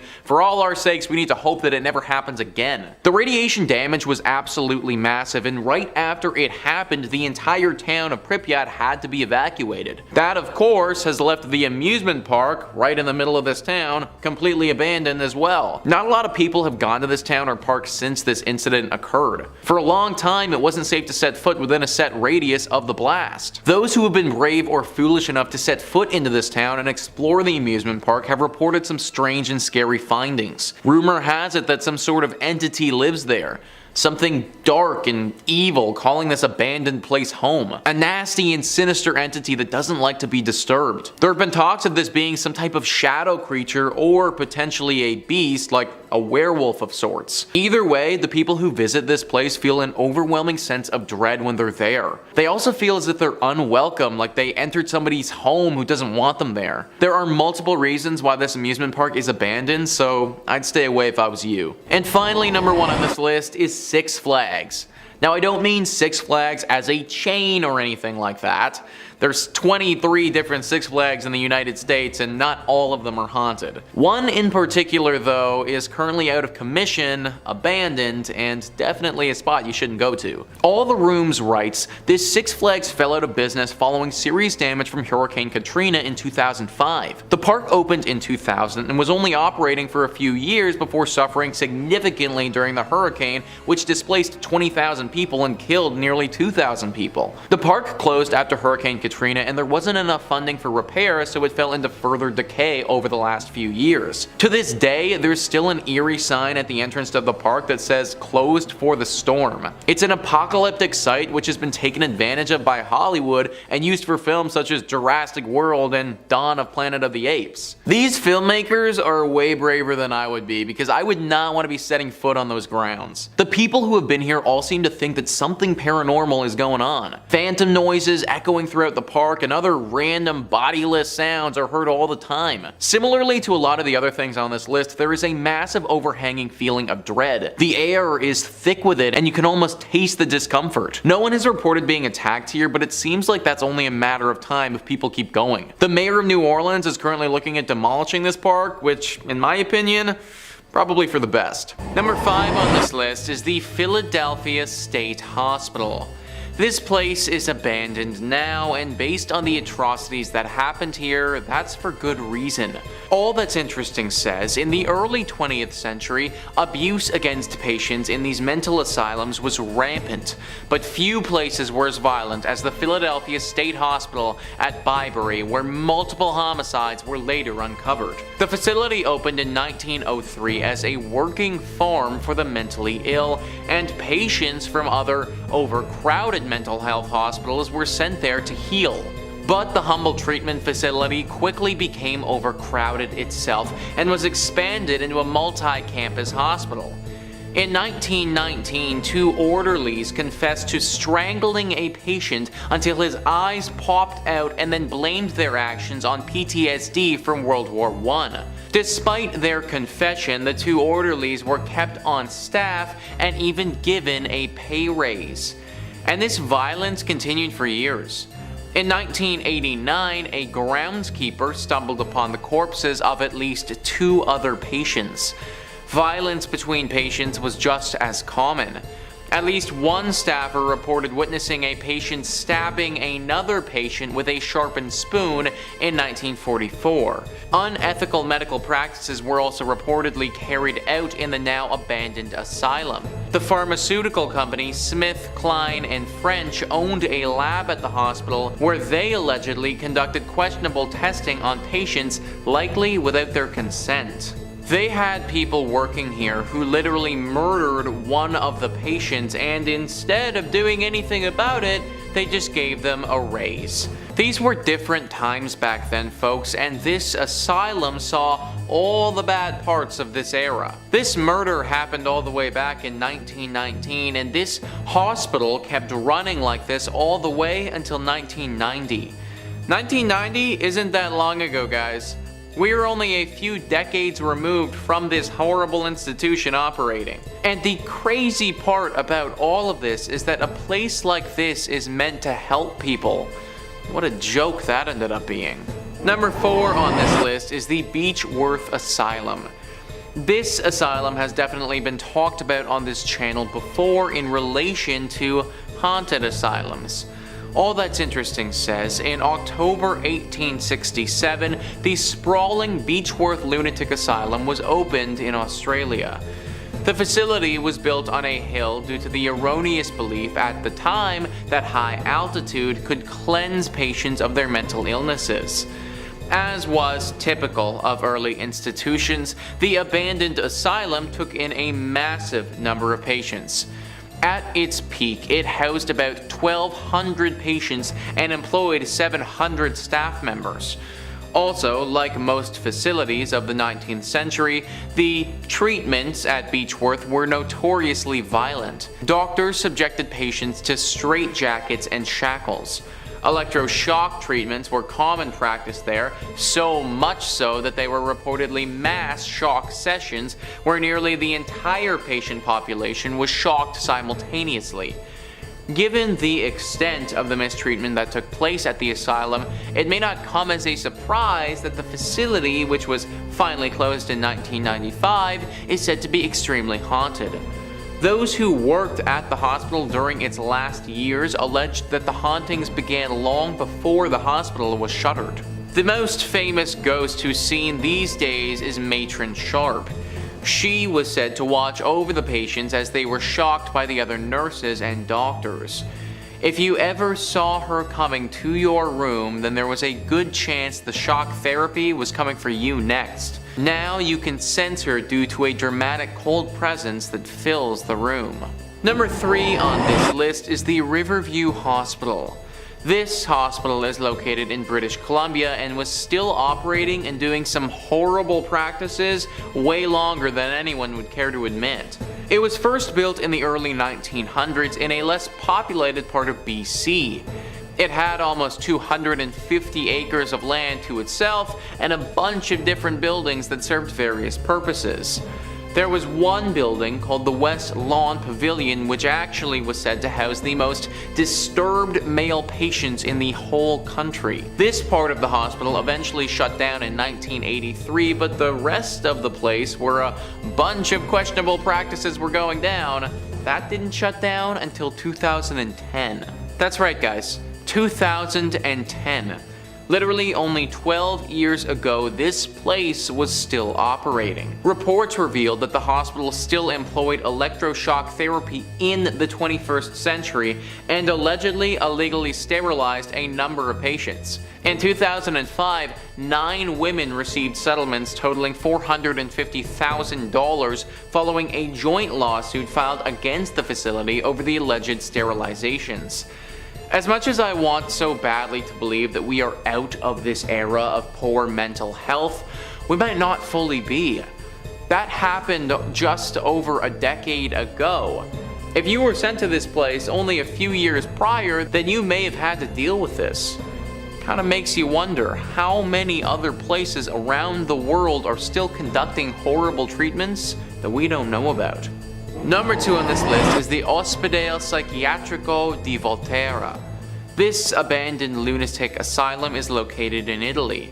All That's Interesting says the asylum at Volterra was meant to be a sort of haven where patients could roam and do as they pleased. There were shops, a gardening company, and a judicial section which became known as the Ferry Pavilion. But the hospital's idyllic objective was sidelined after the facility became overcrowded. By the 1960s, the Ospedale Psichiatrico di Volterra was one of the country's most populated hospitals with more than 6,000 patients. This was largely due to how easy it was to be committed to the hospital, and patients were admitted on the faintest signs of depression to accusations of moral transgressions. The facility was run like a prison, with nurses being referred to as guards or supervisors. Patients were treated like inmates and often sedated or isolated. The cures they were given included electroshock treatments, insulin-induced comas, and ice tank submersions. Patients at the Volterra facility suffered immensely until the hospital was abandoned in 1978 following the passage of the Bassaglia Law, which mandated the closure of all mental hospitals in Italy. I didn't even know that ice tank submersions or insulin-induced comas were a real thing. I just thought stuff like that existed in shows like Stranger Things, but that actually happened. Last I checked, an insulin-induced coma isn't gonna help anyone with schizophrenia. Number 1 on this list is the Willard Asylum. Once again, guys, we have an asylum who initially wanted to help people but ended up doing the exact opposite. All That's Interesting says Willard was a state-of-the-art facility that featured a gymnasium, arts and craft classes, a movie theater, and even a bowling alley. It was meant to be a place where people living with mental illnesses could either devote themselves to their recovery or live in a safe and active environment. One of the hospital's main missions was to treat patients with the goal of preparing them to rejoin society. Despite this ideal, the hospital fell victim to the incomplete ideas and harsh treatments of its day. Patients were still subjected to electroshock therapy and ice baths, and some patients were kept at the asylum asylum until their deaths. Many were buried under unmarked tombstones that still dot the abandoned asylum's grounds. The hospital was finally shut down in 1995. Perhaps most tragic about the asylum's history, however, was the discovery of hundreds of suitcases that were found cataloged in the hospital's attic upon its closure. These were the belongings of patients who died in the hospital and were unclaimed by next of kin. The staff was apparently unable to throw these mementos away. Hundreds of suitcases, guys. Not 1 or 2 or 10, hundreds. That's hundreds of people who died here and were put in unmarked graves. Hundreds of people who died here and whose families either didn't care enough about them to go claim their belongings or were never informed that they died. I'm so happy that times have changed and the stigma around mental health and its treatment is lifting. 100 years ago, the last thing you would have wanted is to have someone try and help you with whatever it is that you're dealing with. Number 5, lipstick warning. Now, Stella McDonald and her now ex-husband used to love exploring abandoned structures when they were together. I remembered one that they described as a shack that was about a mile away from their home. To set the scene, the grass and trees were so grown over and tall that it was hard even getting to said house. Her ex managed to get a window open though, and that's how they got in, because the doors were completely awful. Mildew, you name it. Ugh. I think this is where I interject a warning to not do this yourself, don't do this at home, and if you ever feel the need to urban explore, for the love of everything, please do it safely. So Stella described what they found as a time capsule, with piles of expensive furniture and stuff covered with really dusty sheets. Apparently though, everything looked really high quality and expensive. Like even the wallpaper was nice. It was creepy how it seemed like the former residents just walked away from all of it in the 1950s or 60s, and how awful the exterior seemed in comparison. Once again, she called it a shack, not me. So the kitchen was upstairs, which was pretty odd, but the duo ventured up there, and then there's this huge arch opening into like a gentleman's type man cave. Stella made a note that once again, there was a plethora of expensive furniture and who knows what else. So she stood in the archway while her ex rummaged through all of the unknown clutter. Now off to the side of the arch was a huge mirror leaning against the wall. So she used it, she wanted to like check her hair, make sure there was no spider webs in it. Honestly, just the thought of that makes me want to take a shower. No, thank you. Stella took maybe 3 steps away from the mirror to tell her ex that she wanted to leave because it felt like there was a presence right beside her. And when she returned in front of the mirror, she saw that the words "Get out" were suddenly scrawled out in bright pink lipstick that very much hadn't been there before. Now she's sworn on everything that it hadn't been there. She would have noticed it, and also would have noticed if there was another presence in the room with her and her husband. So this shock caused Stella to scream, leap back into a kitchen table, and then obviously, crash, kaboom, fall. So her ex came running over, because, this got his attention, but Stella was too scared to form words by this point. So she just continued to point at the mirror and babble until the duo safely got away. Yeah, hard pass. Also, congrats on him being your ex. Sounds like he cared for you in this moment though. Number 4, death becomes you. So yeah, there was this once beautiful Greek revival home in Uniontown, Alabama, but now apparently it looks like it's being swallowed up by the earth, and its tragic past certainly lives up to the haunting aesthetic. Look folks, the term shack is subjective, and I'm about to stretch that meaning beyond its limit today. So in January of 1994, the remains of, let's see if I can get this right, bleep-year-old Alan Lucy were found buried beneath the front porch of the Hardy Coleman house, or as it's better known, online, the Lucy Murder house. So Alan, who lived in the home with his adoptive parents, Philip and Margaret Lucy, disappeared without a trace in May of 1985. In the months that followed, Jason Lucy, their biological son, told classmates that his father killed Alan and buried him in the backyard. For years, nobody believed Jason's story, even though rumors about the Lucy family swirled around town long before Alan disappeared. Decades after,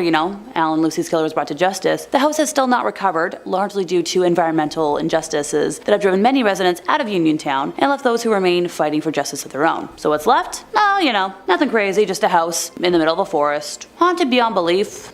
Lots of bad mojo there. Number 3, a hiking adventure gone wrong. So this tale comes along courtesy of Grant Charbonneau, who along with his buddy Mike embarked on a hiking adventure on the day after he turned 18. So armed with a compass to navigate the labyrinth of trails, the duo set out to conquer the longest route leading to a camping spot deep within the forest. The color-coded paths ensured they stayed on course, but fate had other plans for the friends. As they ventured along the red route adorned with a tent emblem, a dilapidated sign hinted at an old dirt road, tempting them to deviate from their original plan. Intrigued by the mystery it promised, they forged ahead, discovering an abandoned place concealed by nature's, reclaiming of it. A desolate structure covered in graffiti and bearing ominous signs of warning. Let's just see, what did it have? Oh right, the classic, keep out, private property, and trespassers will be, kaboomed, for lack of a better word. Undeterred by the foreboding messages, the boys breached the door's defenses, revealing a time-forgotten interior frozen in the mid-1980s. Dust-covered relics, wild boar, and stag heads adorning the walls painted a picture of abandonment and eerie stillness. Now their curiosity pushed pushed them further. Mike ascended upstairs while Grant explored the kitchen. The disconcerting ambiance heightened as they stumbled upon a locked door beneath the stairs. Now, this is where I personally would be running for the hills, because if something is locked, it should probably stay that way, but I'm sure you and I can both guess how this story is about to go, otherwise I wouldn't be mentioning it. Determined, the boys broke the chains and uncovered a hidden staircase leading to a basement. And not just any basement, one harboring a bizarre secret. So their flashlights illuminated a room filled with glass cases, each veiled in layers of dust. As they wiped away the grime, they were met with grotesque wax-like figures clad in various dresses. Now finally, we've got a chill running down their spines, but oh, just wait till we get to the center case. There, suspended in eternal bondage, was a clothed human figure, a haunting display of the macabre. A yellow-stained envelope nearby contained a handwritten note, revealing the twisted mind behind this morbid collection. The author, a self-proclaimed collector, detailed a dark journey from taxidermist to a connoisseur of preserved human beauty. His words, not mine. Each victim, immortalized in wax, became a macabre masterpiece in this gruesome gallery. Overwhelmed by revulsion, the boys finally made their escape, leaving the forest and its secrets behind. The note, a testament to the deranged mind that lurked in the shadows, became their only link to a truth that the authorities struggled to unravel. Now, as the guys sat in the safety of Grant's car, the weight of what they witnessed began to sink in. So this forest, once a realm of adventure, kinda now bore the stain of unspeakable horrors. And the abandoned house stood as a silent witness to the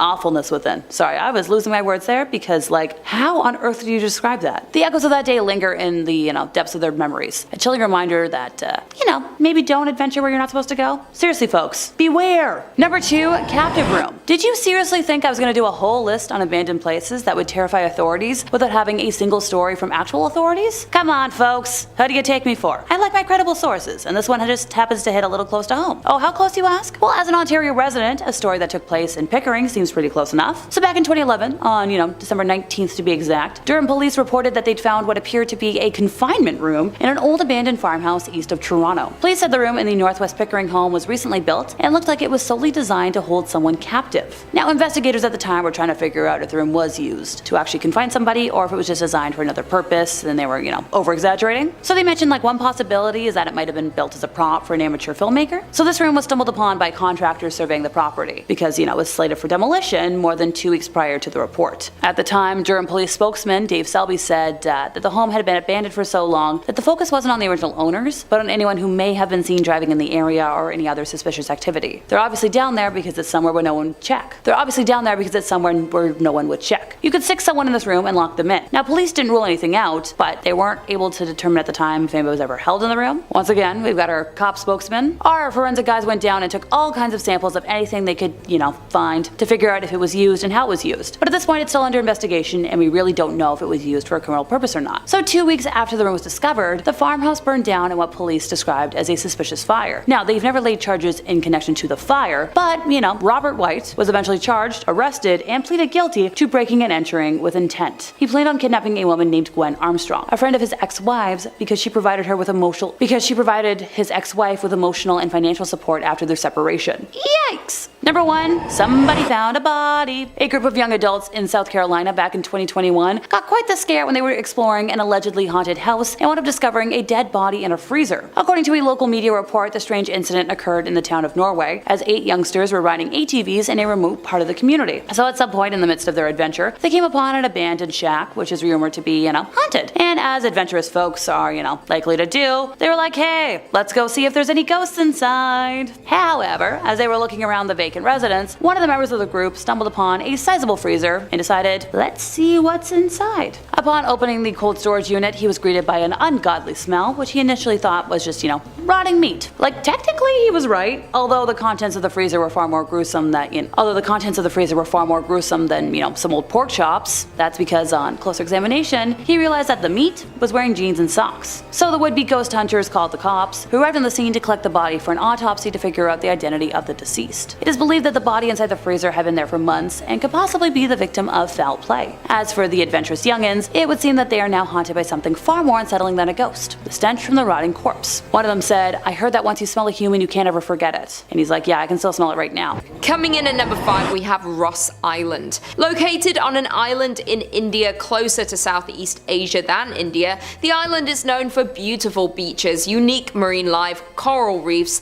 and largely undisturbed forests. But beyond the island's beautiful views and stunning wildlife lies a dark past. Ross Island is one of the 572 islands that make up the Andaman and Nicobar Islands. Now, the island is a ghost town where the remnants of a 19th century British settlement lie in ruins. In 1857, reacting to an unanticipated Indian revolt, the British Empire chose remote islands as the site of a penal colony, and Ross Island was one of them. The British first arrived in 1858 with 200 Indian convicts. The deadly task of clearing the thick jungle fell upon the inmates, while the officers stayed on the ships. Moreover, the development and town built at Ross Island began in 1858, and the prisoners were forced to build its buildings. The island was transformed to resemble a British town, with houses, offices, clubhouses, bakeries, stores, churches, and everything else that the British would not miss when they were away from home. The British ruled Ross Island for more than 80 years, up until nature was against the development. In 1941, a gigantic earthquake affected the island and left the town on the island completely ruined. The British thought rebuilding the town would not be worth it, and overnight left the island in complete ruins.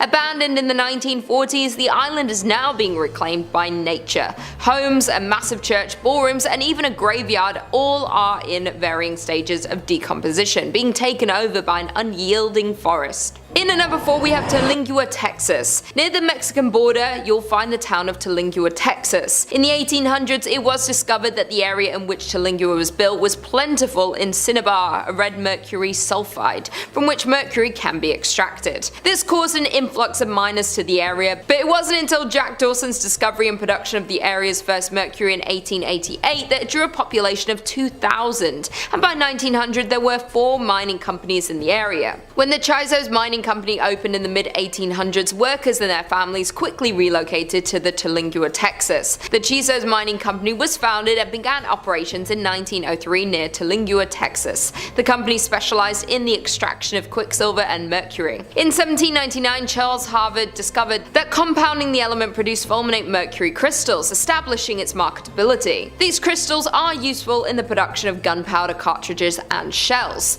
Mercury production had peaked during the First World War, but began to fall, thus Chizos Mining Company had filed for bankruptcy and the miners began to trickle out. When the mine went bankrupt in 1942, Perry sold it and moved away. The population was around 3,000 at its peak, though it said that everyone up and left the municipality in the 1940s once the mercury was picked through. Thus, the once busy city became the ghost town we know today. It is now home to 110 people. By the end of the war, it was an abandoned ghost town. In at number 3 we have Kennecott, Alaska. A once flourishing town with businesses, shops, a train, and a lively community is now left as a ghost town. The town of Kennecott in Alaska was flooded with people after copper was discovered in 1900. After the discovery, a group of wealthy investors formed the Kennecott Copper Corporation to mine the mountains above the Kennecott and Root glaciers. In the 27 years the mine was in full operation, the company and town grew significantly in fortune and people, and at its peak Kennecott employed 600 people. But by 1938 the copper was mostly gone, the mine was shut down and the town was left abandoned. The town was abruptly abandoned by its citizens, leaving most of their possessions behind. Since the middle of the 1950s, the place had been completely deserted, with the railroad discontinued service that same year. Reports of ghosts along the abandoned tracks of the Kennecott train have been claimed for decades, while other visitors report having seen old tombstones along the route of the tracks, though the gravestones then vanish by the time the visitors make their return trip. Others have reported hearing disembodied voices and phantom children laughing. Reportedly, a 1990s construction project were halted after workers were scared away by the creepy sounds and unexplainable events. In at number 2 we have Exuna-Tunich, Belize. I hope that's how you say it. Deep in the jungle of Belize lies an ancient ruins of an abandoned town that has been left to crumble. The town has been left abandoned for over 1,000 years, though before the abandonment of this large and populated town, Exuna-Tunich was a thriving metropolis. The first construction at the site dates back to sometime in 200 AD,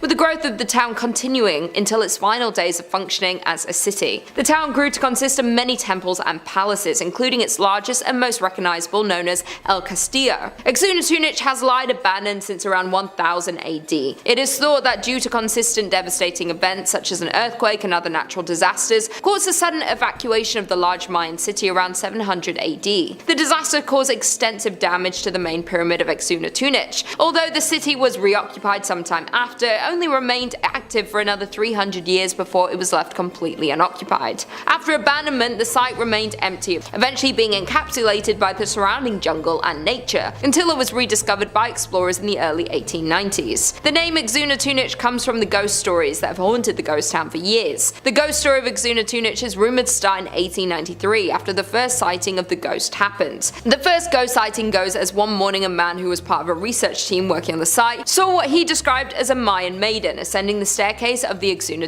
main pyramid. This vision caught him by surprise, so he continued to watch as the woman walked further up the stairs. Suddenly she stopped and turned to look at the man, where he was able to get a glimpse of her glowing red eyes that pierced his soul. She then turned to continue her climb to the top of the pyramid, where she would disappear amongst its stone columns. The shocked man quickly assembled a team to search for this woman, yet no trace of her was ever found. Since this sighting, countless more visitors have reported to also spot the ghostly maiden who haunts Exuna. She is always described to be ascending El Castillo's stairs. To this day, the sightings and reports from visitors continue. The ghost frequency is what gives Exuna its name, which translates to the Stone Lady in the Mayan language. Some believe that this Mayan maiden have formerly lived within the city many years ago. Others believe that she was a human sacrifice, trapped to relive her last moments of ascending to the top of the pyramid where her ritual would have been conducted. Then there are a few who believe her to be some sort of ancient godly spirit linked to the site and the Mayan culture. And finally, in at number 1 we have Calico, California. The ghost town of Calico can be found in California, midway between Barstow and Yermo. The beginning of the town started in 1875 and was built under the impression that there were prospects for silver in the Calico Mountains. But in the spring of 1883, many of the local miners left Calico when borax was discovered 3 miles east at Borate. Though Calico again boomed in 1884 as additional silver discoveries were made. Gaining a population of some 2,500, the town supported 24 saloons and gambling dives that never closed, as well as more establishments such as the church, public school, dance school, and a literary society, along with dozens of retail businesses. By the late 1800s, Calico was bustling with prospectors searching for their fortunes, and the Calico mining district became one of the richest in the state. Calico's final decline began when the price of silver fell in the 1890s, but the break production kept it alive, even through the panic of 1906. They tried to hold on, and borax for a time substituted for the shiny metal that had been Calico's fortune. Calico kept churning out valuable minerals until it finally exhausted its supply in the 1920s. Calico was soon abandoned and left to gradually decay in the desert sun until little remained, but in 1951 it was purchased by the Walter Knott, an ex-miner, and rebuilt as a modern ghost town. He restored the town to mostly how it was, in certain cases rebuilding some of the old structures as they were back in the 1880s. Considered one of the top haunted locations in California, Calico has its fair share of ghost stories, when one of the most active and known ghosts of the abandoned town is Lucy Lane. Lucy is often seen in a black lace dress walking back and forth between her home and store. Others have allegedly seen phantom school teachers and other residents who have been known to grab visitors' legs or pinch their ankles. Some visitors have also reported seeing a floating red light inside the buildings, while other visitors have reported extreme cold spots throughout the mine and an eerie feeling in various places of the town. Coming in at number 5, we've got the Ground Church Tower. Take one look at this ominous tower poking out of the water and tell me it's not cursed, or filled with treasure, and the treasure's cursed. Sure, it's a church, and churches are places of peace and light, but this one has a tragic story behind it. It was once a lovely place of worship located in South Tyrol, Italy. Folks would come and participate in some pretty average church activities. However, in the 50s, major change was on the horizon. The town needed a new source of energy. In the end, they decided that building an artificial lake would be the way to go. They filled a wide expanse with water and ended up flooding the church. I suppose it was cheaper just to leave some of the buildings as they were instead of demolishing them first. The result is stunning and a little bit ominous. These days, you can see the bell tower peeking out from the top of the water. The rest of the church is down below, wallowing in the murky depths. It sort of feels like a water level in a video game with plenty to explore and frustration abound. I mean, imagine descending into the depths and wading through the many waterlogged chambers hidden below. There could be anything waiting down there. Spirits of wildlife that may have been caught up in the artificial lake, the long lingering ghosts of old churchgoers doomed to float about. It's fascinating and fear-inducing. Coming in at number 4, we've got the Sorrento Abandoned Mill, another Italian cursed building. If you ever visit Naples, you can take a day and head off the beaten path. A canyon nearby is known as the Valley of the Mills and houses all sorts of awesome structures. Ages and ages ago, a flour mill was built. For years it operated, providing flour to the surrounding regions. In fact, it apparently managed to do so for hundreds of years. And if you're at all familiar with the operation of mills before standing standard safety practices were introduced, you know they were death traps. So for hundreds of years, folks toiled away, grinding out flour and occasionally some workers. Uh-oh. Now, these deaths didn't mean that the mill had to close, it was seen as an occupational hazard of sorts. But then, in the late 19th century, it became isolated from the sea. Tasso Square was built, and this caused the mill to become less practical. Humidity rose in the area, and the mill was forced to shut down. Years later, the building was ultimately closed for good. So we've got a historic mill in a valley closed due to societal progress. Sounds like a recipe for ghosts or a curse to me. If you look at it these days, you'll agree. The mill has been totally overtaken by nature. Greenery has consumed the ancient structure, giving it a foreboding and abandoned look. Moss and lichens cover pretty much every square inch of the walls, essentially daring anyone to come and explore. But be careful if you do, it's hard to tell what might be hidden among the foliage. Maybe a mill worker's ghost missing some essential limbs, or a foreman who lost everything when the grindstones stopped grinding. I hope it was worth it. Progress.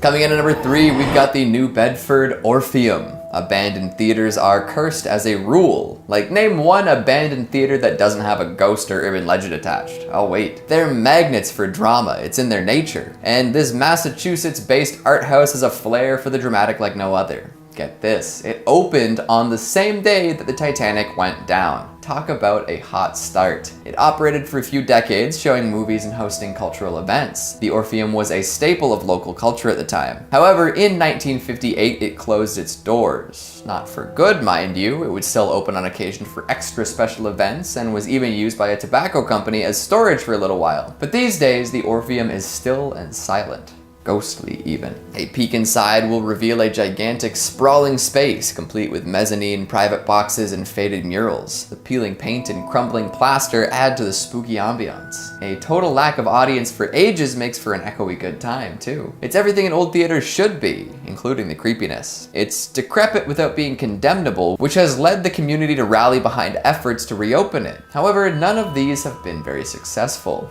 It seems like the curse extends out, hitting the folks who would even attempt to resurrect it. Would you take a seat in the audience, or are you scared of seeing an unscheduled show? Coming in at number 2, we've got the Sathorn Unique Building. A monument to what could have been the Sathorn Unique Building is an interesting case. What was supposed to be a luxurious, high-rise apartment building ended up being an abandoned husk. Perfect for urban explorers. Back in the 90s, a magnificent tower was planned. It was to be 47 stories tall with over 600 units, housing all sorts of high rollers in Bangkok. Unfortunately, construction had to stop during the 1997 Asian financial crisis. The building itself was about 80% done, but would never be finished in its entirety. Plenty of money, materials, and man-hours were sunk with nothing to show for it. Well, almost nothing. These days, the Sathorn Unique is known as the Ghost Tower. Thrill seekers and graffiti artists love the sprawling building and have pretty much made it their own. The inside is totally filled with spray-painted murals and other forms of street art. Sure, it's dangerous to go running around in abandoned buildings, but try telling that to any of the folks who do it. Aside from the generally unsavory reputation of street art and urban exploring, why is it known as the Ghost Tower? Well, some locals believe the building was built on the site of an ancient graveyard. This unfortunate placement led to construction delays, accidents, and the eventual abandonment. This story is enough to keep anyone but the bravest out of the Ghost Tower. Another theory is that the building cast shadows on the nearby Wat Yad Nawa, an old Buddhist temple. This, while not being worthy of an outright curse, was considered to be unfavorable.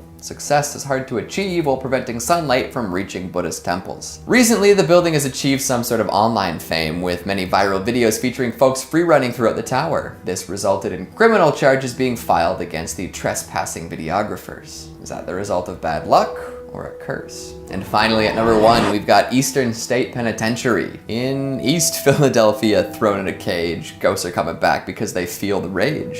I'll stop there, you get the idea. At one point, this prison was among the most famous worldwide. It jailed some of America's most prolific criminals, including Al Capone, the inspiration for Scarface, and Slick Willie Sutton, the bank robber extraordinaire. Abandoned prisons are absolutely chock full of phantoms and spirits, and why wouldn't they be? The folks there are probably the most discontent and anger-filled of them all. Eastern State takes full advantage of this too. While the prison itself is no longer operational and houses no inmates, well, no living inmates, they still bring fearless folks around on night tours of the facilities. On clear nights, you can even see moonlight shining through these skylights. In addition to the ghosts of prisoners, it's also said that a colony of cats used to live inside the prison. At some point, they were all captured and neutered, leaving them to die off within the walls. An adept eye might just catch the shadow of a ghost cat slinking about in the halls. Number 5. Eastern State Penitentiary. Starting off the list is Eastern State Penitentiary. It was a prison built in Philadelphia that wanted to stand out from the rest of the American penal system, trying out a new method of punishment called the Pennsylvania system. Well, do tell, what is the Pennsylvania system? It's not pleasant and has absolutely nothing to do with cheesesteaks. The Pennsylvania system refers to imposing the prisoners to solitary confinement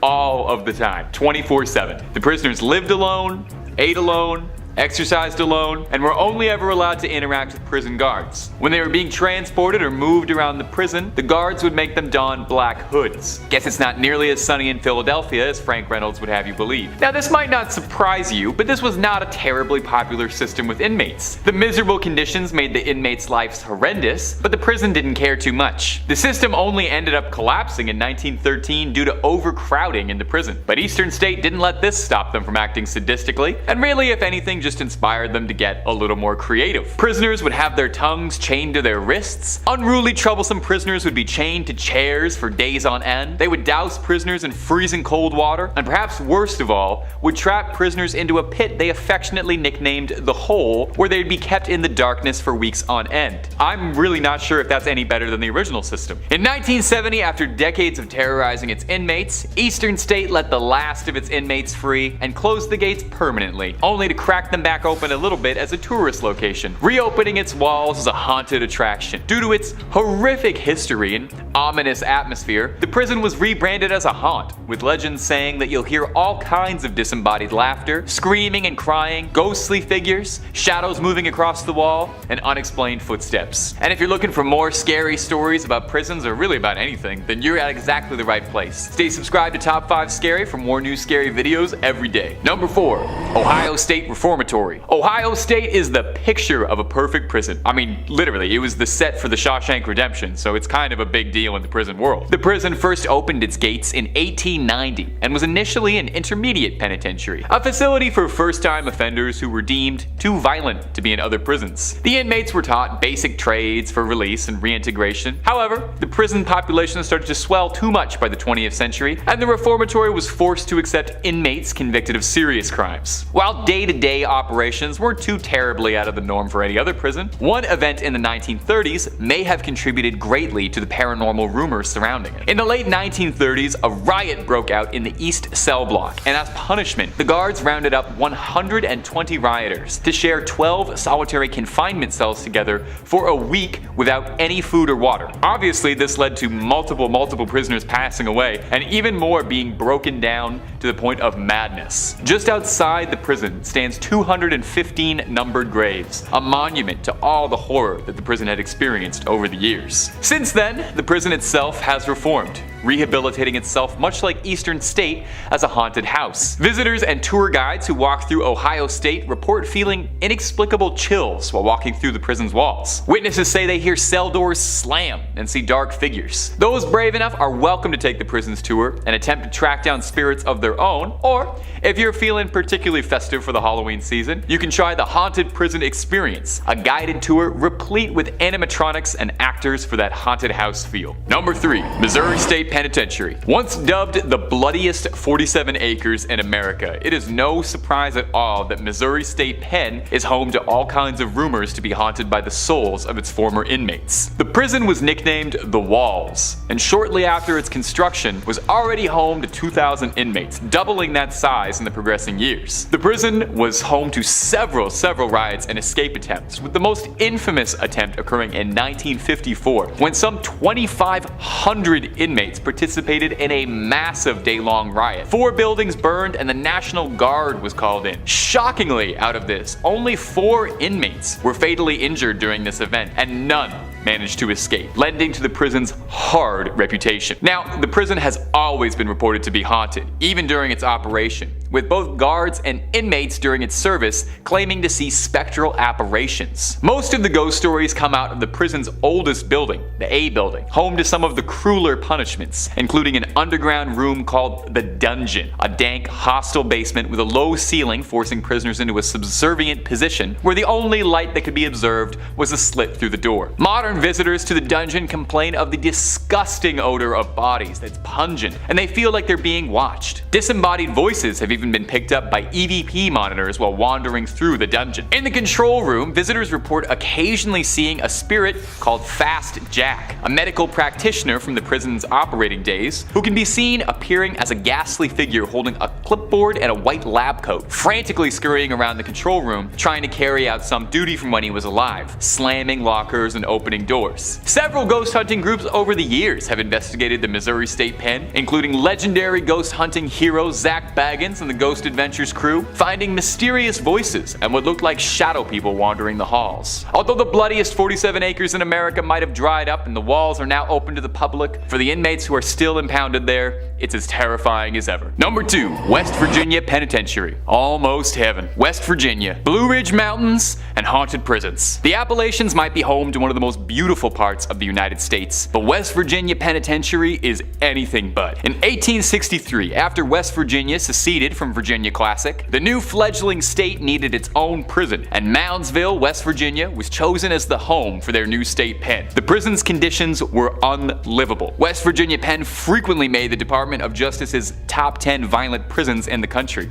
Idea for a new video. An infamous spot in the prison was known as the Sugar Shack, a small rec room for the inmates that served as a hotbed for all kinds of violent illegal activity. The prison is also home to a famous electric chair that an inmate was forced to build, nicknamed Ol' Sparky. Ol' Sparky is still standing there today. In the 1950s, the prison was so overcrowded that 3 prisoners at a time would be shoved into one cramped 7 by 5 foot cell. The men were kept like animals in cages. Riots and violent outbursts were fairly commonplace. The prison was overcrowded, dilapidated and run down, and staffed by overwhelmed guards. Eventually, the prison would be forced to open its gates, decommissioning as a prison and shipping all of its inmates elsewhere. The building still stands and is used as a training facility for law enforcement officers, but it's been said that the spirits of those whose lives ended here still wander. Hunters report equipment malfunctioning walking by the Sugar Shack or any of the cell blocks where the more violent inmates were housed. Reports of banging on the walls late at night, as well as random screams, are fairly commonplace too. The prison was reportedly haunted while inmates still populated it, with some of the earliest stories of hauntings stemming from the 1930s. It's thought that the prison was built on top of an indigenous gravesite of the Adena people, which has led to some speculation as perhaps an explanation for the hauntings. Like most of the prisons on this list, if you're curious enough yourself, West Virginia Penn is available to visit for tours, and you can even pop by the Sugar Shack and Ol' Sparky. And finally, number 1, Alcatraz. Alcatraz might very well be the United States' most infamous prison. On Alcatraz Island, just outside of San Fran, lies the notorious jail, built to house America's most deadly inmates, like Al Capone, Arthur Barker, or George Kelly. It was home to a legendary breakout that was made into a film, Escape from Alcatraz, and also set the stage for Michael Bay's action classic The Rock, which was about breaking into Alcatraz. The prison was built to drain the hope out of inmates, to break the spirits of the most rebellious inmates, and was legendary for its awful conditions. Tiny cramped cells in different guards and frequent bouts of violence and riots were all commonplace. It was once referred to as the Great Garbage Can of San Francisco, where every other federal prison dumped their worst apples. So it's no surprise, given its brutal conditions, that the island is home to several spirits and hauntings from souls that just can't move on. Most ghost investigators report that the hottest spot for paranormal activity in the building is cell 14D, a cell that was also nicknamed the Hole. Gotta wonder if they borrowed that from Eastern State. It was where the most unruly prisoners would be kept when they were being difficult. It's been said that even walking by 14D, you'll immediately feel something's wrong, as if a dark presence or energy is in the room with you. An inmate once spent his last days in 14D, screaming that he was being hunted by an otherworldly creature. Visitors report hearing crying and moaning while walking through cell blocks A, B, and C, where most of the population would have been kept. It's said that a ghost named the Butcher walks through these halls after an inmate named Butcher Malkowitz, a mob hitman, was whacked by another inmate. Now, if this isn't enough haunting for you, some dark tourists also report hearing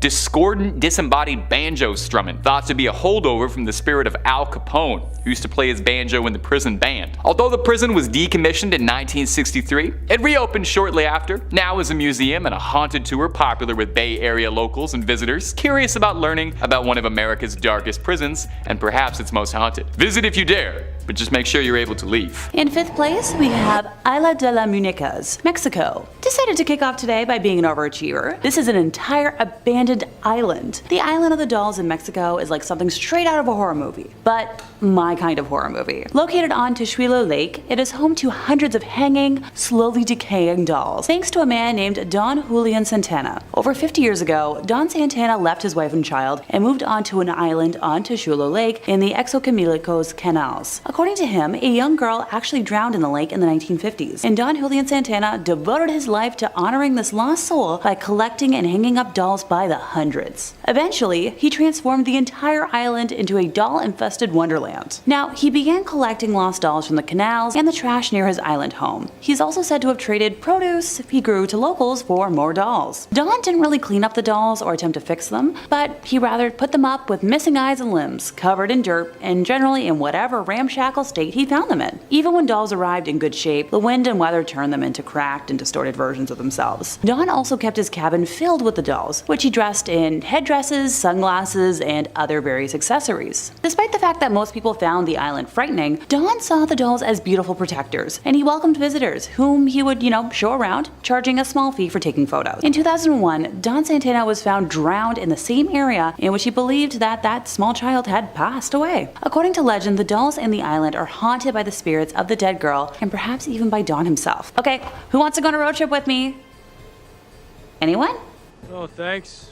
In 4th place, we have Pripyat, Ukraine. So Pripyat is an abandoned city in northern Ukraine located near the border with Belarus. Named after the nearby river of the same name, it was founded on February 4th of 1970 as the 9th Atomgrad, which was a type of closed town in the Soviet Union to serve the nearby Chernobyl nuclear power plant, which was located in the adjacent ghost city of Chernobyl. So Pripyat was officially proclaimed a city in 1979 and had grown to a population of around 49,000 by the time it was evacuated on the afternoon of April 27th of 1986, one day after the Chernobyl disaster, making it younger as a city at that time than I am now. Although it was located within the administrative district of Ivankiv Rayon, the abandoned municipality now has a status of City of Regional Significance within the larger Kyiv Oblast and is administered directly from the capital of Kyiv. Pripyat is also supervised by the State Emergency Service of Ukraine, which manages activities for the entire Chernobyl exclusion zone. So following the 1986 Chernobyl nuclear disaster, the entire population of Pripyat was moved to the purpose-built city of Slavutich. At the time of the evacuation, the average age of residents was about 26 years old, and the city housed 13,414 apartments in 160 apartment blocks, with 18 halls of residence accommodating up to,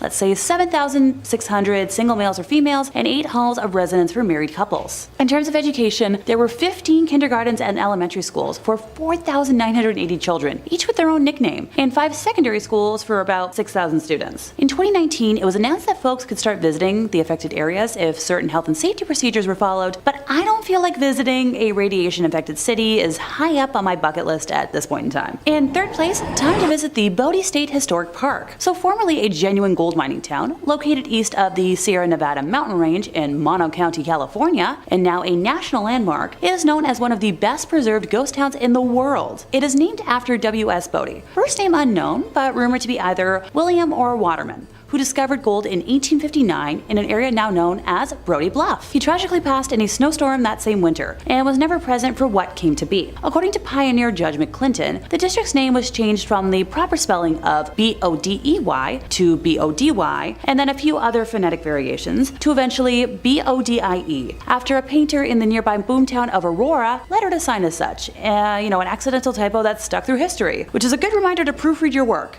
I don't do it enough. While the output from the mine is largely insignificant in terms of mining history, the violence and early endings to lives tell a different story. And a particularly harsh winter between 1878 and 79 claimed hundreds of lives, with many others perishing from falling timbers and explosions underground. So Bodie as a town grew to have a reputation for violence and lawlessness. And unlike other mining camps at the time, killings were daily events. Robberies, stage holdups, and fights happened at such a frequency that no complete record could be kept. Reverend F.M. Warrington would describe the area in 1881 as a sea of sin, lashed by the tempests of lust and passion. The first of 4 mysterious fires tore through the business district in 1892, the next destroying the town mill in 1912, and another destroying the same mill again in 1898. The last of the unknown fires demolished most of what was left of the now ghost town in 1932, taking many lives way too soon in the process. So when the last producing mine shut down after 1945, very few people were left living in what was left of the town, and all eventually met untimely ends. One man shot his wife unprompted, and 3 other men from the town took it upon themselves to take his life for that act. So according to historians, the ghost of that man would visit the 3 men after his passing, shaking his fist and appearing as if he was cursing them out. Those men soon died of mysterious diseases and illnesses. Visitors to the area have reported meeting spirits that leave them feeling suffocated, seeing doors open and close on their own, and rocking chairs that may or may not have a menacing older lady staring them down, or even the empty chair rocking on its own. So Bodie might be a bit of a tourist destination nowadays, but if you remove anything from the land, I'm talking like a pebble, you'll be cursed with remorse and tragedy. The park keeps a logbook of all letters and items returned to them, with each thief writing an apology note to Bodie for what was taken. The curse is upheld by the ghosts of residents past who guard against thieves and protect the town's treasures. Okay, so kleptos, steer clear or be cursed. In second place, we have the island of Poveglia.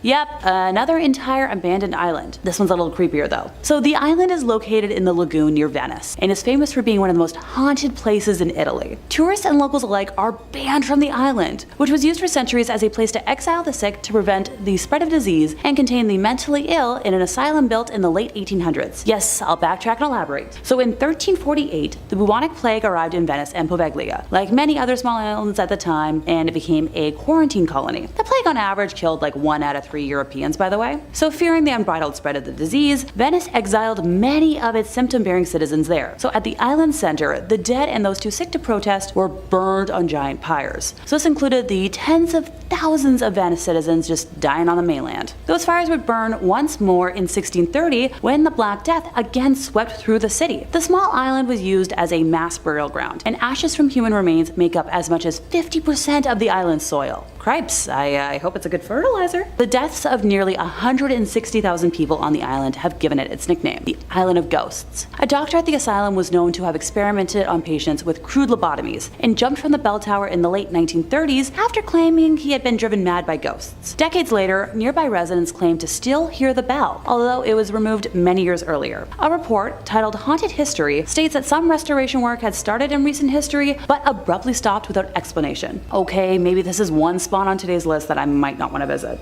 And in first place, we have St. Elmo in Colorado. St. Elmo is a ghost town and allegedly the best preserved ghost town in all of Colorado, while also boasting the most hauntings and paranormal activity of any ghost town in the state. The town was a major gold and silver trading center and the hub of life for many pioneers, outlaws, and miners for decades. So it was originally called Forest City, but St. Elmo was settled in 1878 and became an official township in 1880 with the arrival of the first post office. So the residents of the town were forced to change the name because there were already too many forest cities in the area. So gotta applaud the originality. St. Elmo went through a massive gold rush, reaching the height of its population of 2,000 residents in only 10 days. The majority of the town worked in one of the 4 local mines. The Mary Murphy mine was the most profitable mine and the longest operating, having produced over $60 million worth of gold while it was in operation. When the mines began to close down, the town began to dwindle. The Mary Murphy mine continued to operate until 1922, but was shut down when the railroad was abandoned. Postal service was discontinued in 1952 after the death of St. Elmo's postmaster. Now for the fun part,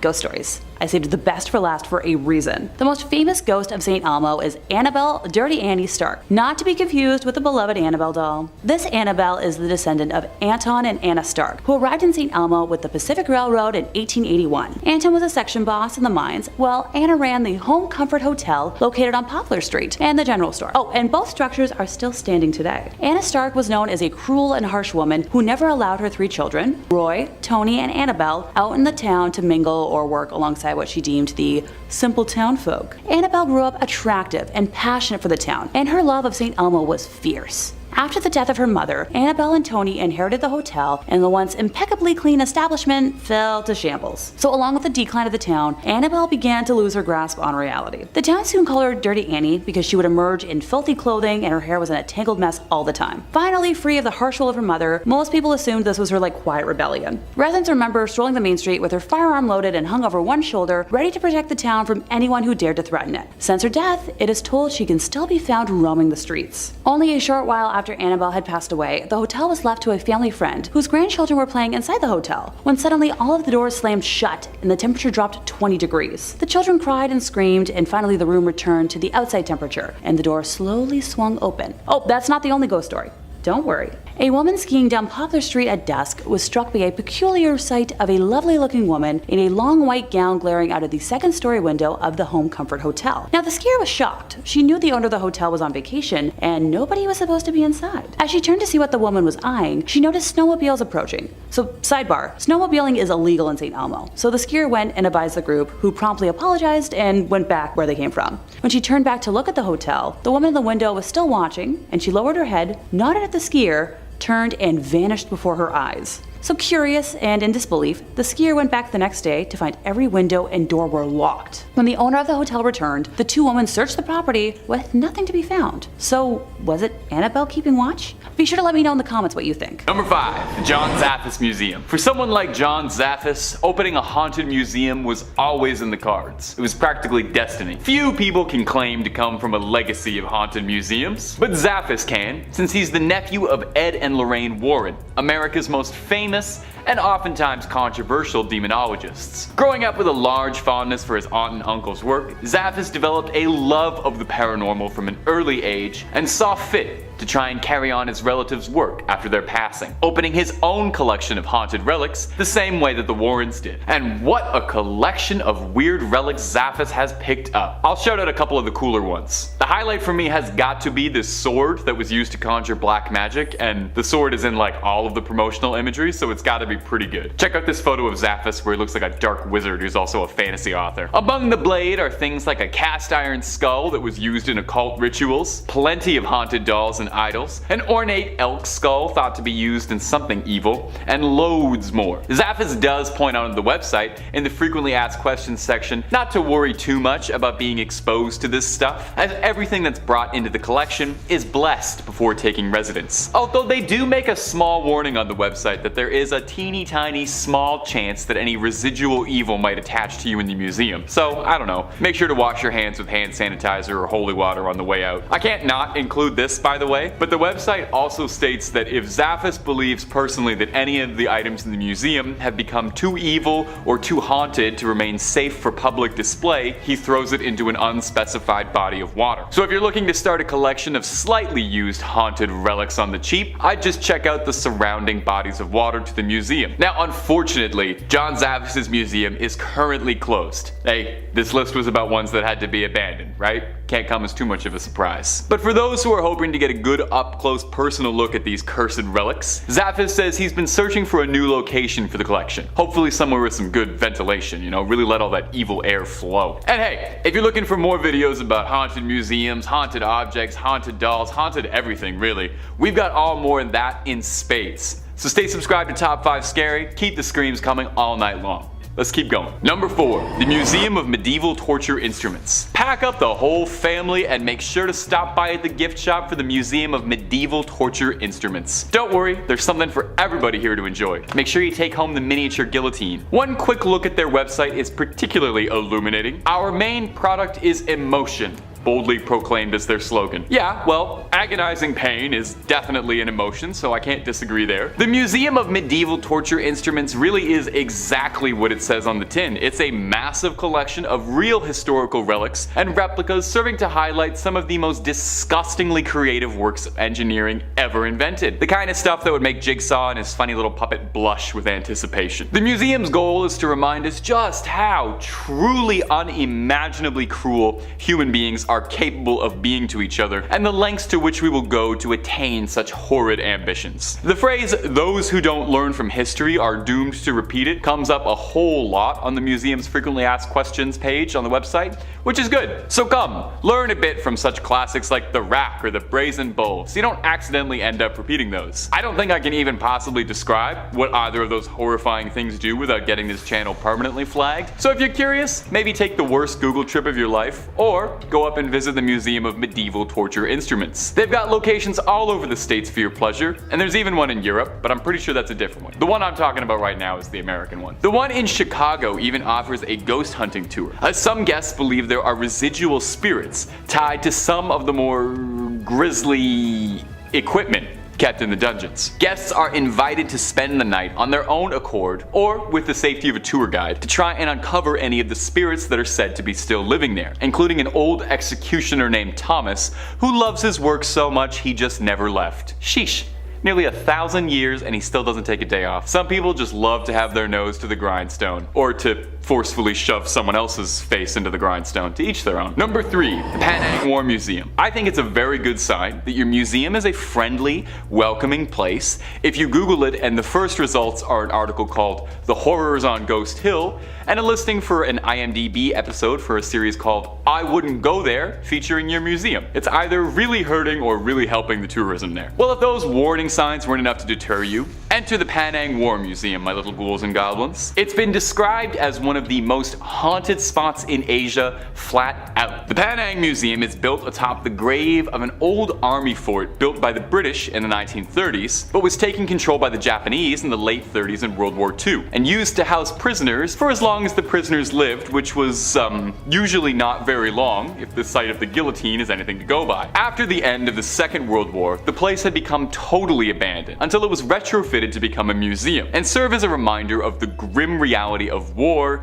and its costs. The whole place kind of has this eerie, abandoned ghost town vibe as you walk through tunnels and old bunkers, serving to try and replicate what it would be like to actually work and spend time in a place like this while it was functioning. Given the very grim nature of the content and the site itself, which was home to so much bloodshed, death, hatred, and all the worst parts of our souls, it's no surprise that the museum has an infamous reputation as a spot for paranormal activity. Guests have reported seeing strange sightings, unusual shadows, and feeling chills as they walk through the bunkers. But all of this begs the question, would ghosts even be scarier than the actual truth of this place? Now, I've never been, but from what I was looking at and gathering for this, it seems to me like the true horror of the Penang Museum is that it's a reflection of some of the worst parts of the human experience. A reminder of what happens during wartime and what people do to one another. This place doesn't need stories of spirits. It's haunted enough as is by the memories that will forever be tied to it. Number 2, the Mutter Museum. Mutter is the German word for mother. That's your fact for today, so you can tell your Mutter that you learned something from this video. Well, this isn't a museum for moms or about moms, although they're more than welcome to come. The Mutter Museum in Philadelphia isn't quite like the other museums on this list. It's not particularly known for being paranormal or haunted, but rather it's a collection of medical oddities and curios all arranged behind cabinets in a very clean, professional manner. It's not known for vengeful spirits or anything walking the halls, but rather just home to an incredible amount of very creepy things in jars. Every picture of the place looks like something out of a mad scientist's lab, a background of a B horror movie set, that one weird place from that one Harry Potter movie, maybe I'm remembering that wrong. Amputated limbs float in jars next to organs, fetuses from all sorts of animals you can imagine, and more bones than you could possibly shake a femur at. They got skulls of all kinds. They got skulls for days. They got an entire wall dedicated solely to the skulls of criminals, and all sorts of broken skulls in disarray, eaten by tumors or other lovely diseases. If you're looking for skulls, they have got skulls. They've got a collection of famous remnants, Albert Einstein's brain, if you want to see if some of that rubs off on you, Grover Cleveland's famous tumor. Well, we all love Grover Cleveland's tumor. Pack the whole car up. Let's go see that. You know, fun stuff. Now, guests who visit the Mutter Museum do pretty frequently complain of feeling dizzy and uneasy while wandering through the collection, but whether or not that's because of some poltergeist or spiritual influence, or because you're wandering through a 6,000 square foot room looking at hundreds of brains, bones, and disembodied organs in jars, is up for some debate. I know just reading about this thing already makes me feel kind of squeamish, makes my stomach feel all churny. I wonder if they have a little cafe in this one, like most museums have. You think anybody's eating there? And number 1, the Museum of Death. The Museum of Death. Well, I wonder what sort of topics they enjoy covering at the Museum of Death. I bet they have an absolutely illuminating look at pre-Raphaelite art of the late 19th to early 20th centuries. They don't? What? No, at the Museum of Death, opened in Hollywood in 1995, which was opened by a married couple with the intention to make people happy to be alive. Whew. How do they accomplish this? Do they show you pictures of whiskers on kittens and raindrops on roses? No, of course not. It's a collection of everything to do with death. Bones, skulls, coffins, ancient mortician's tools, executioner's equipment, and a whole lot more. Amusingly, the owners have said their goal is not to scare anyone with this museum. That's not what their museum is about. Now sure, they play videos of autopsies and they have footage and imagery from incredibly grisly and stomach-churning real-life true crime cases like artifacts from Charles Manson's family or some of Jeffrey Dahmer's personal effects, but they don't want to scare you. The museum is there to show death in its brutal, unedited honesty. The owners themselves describe it as a commemoration of life. And I gotta be honest, I'm making it sound worse than it is, but it definitely does sound interesting. And the grimmest parts of me are definitely more than a little curious to check it out in that morbid sort of way, because it sounds cool. Probably a great date spot to take a goth girl, I bet. The museum does kind of embrace its sort of twisted reputation and really runs with it. It hosts Black Dahlia costume contests where guests are judged on who's got the best post-mortem Black Dahlia costume, which is something. It's not thought to be as haunted as some of the other places on this list, but it does really bring out some visceral reactions in people. Apparently, it's not too uncommon for guests to demand to leave early or to outright faint while walking through the museum. The owners refer to these cases as falling down ovations, which is a very funny turn of a phrase. Now sadly, if you're listening to all of this and you're already pre-buying tickets for your next trip to LA, sadly, the museum is currently closed down. They are reopening though. They've also got a museum in New Orleans, since their collection of macabre knickknacks is so large it couldn't be contained to just one spot. When it reopens, I recommend you get out as soon as you can. It's a once in a lifetime experience.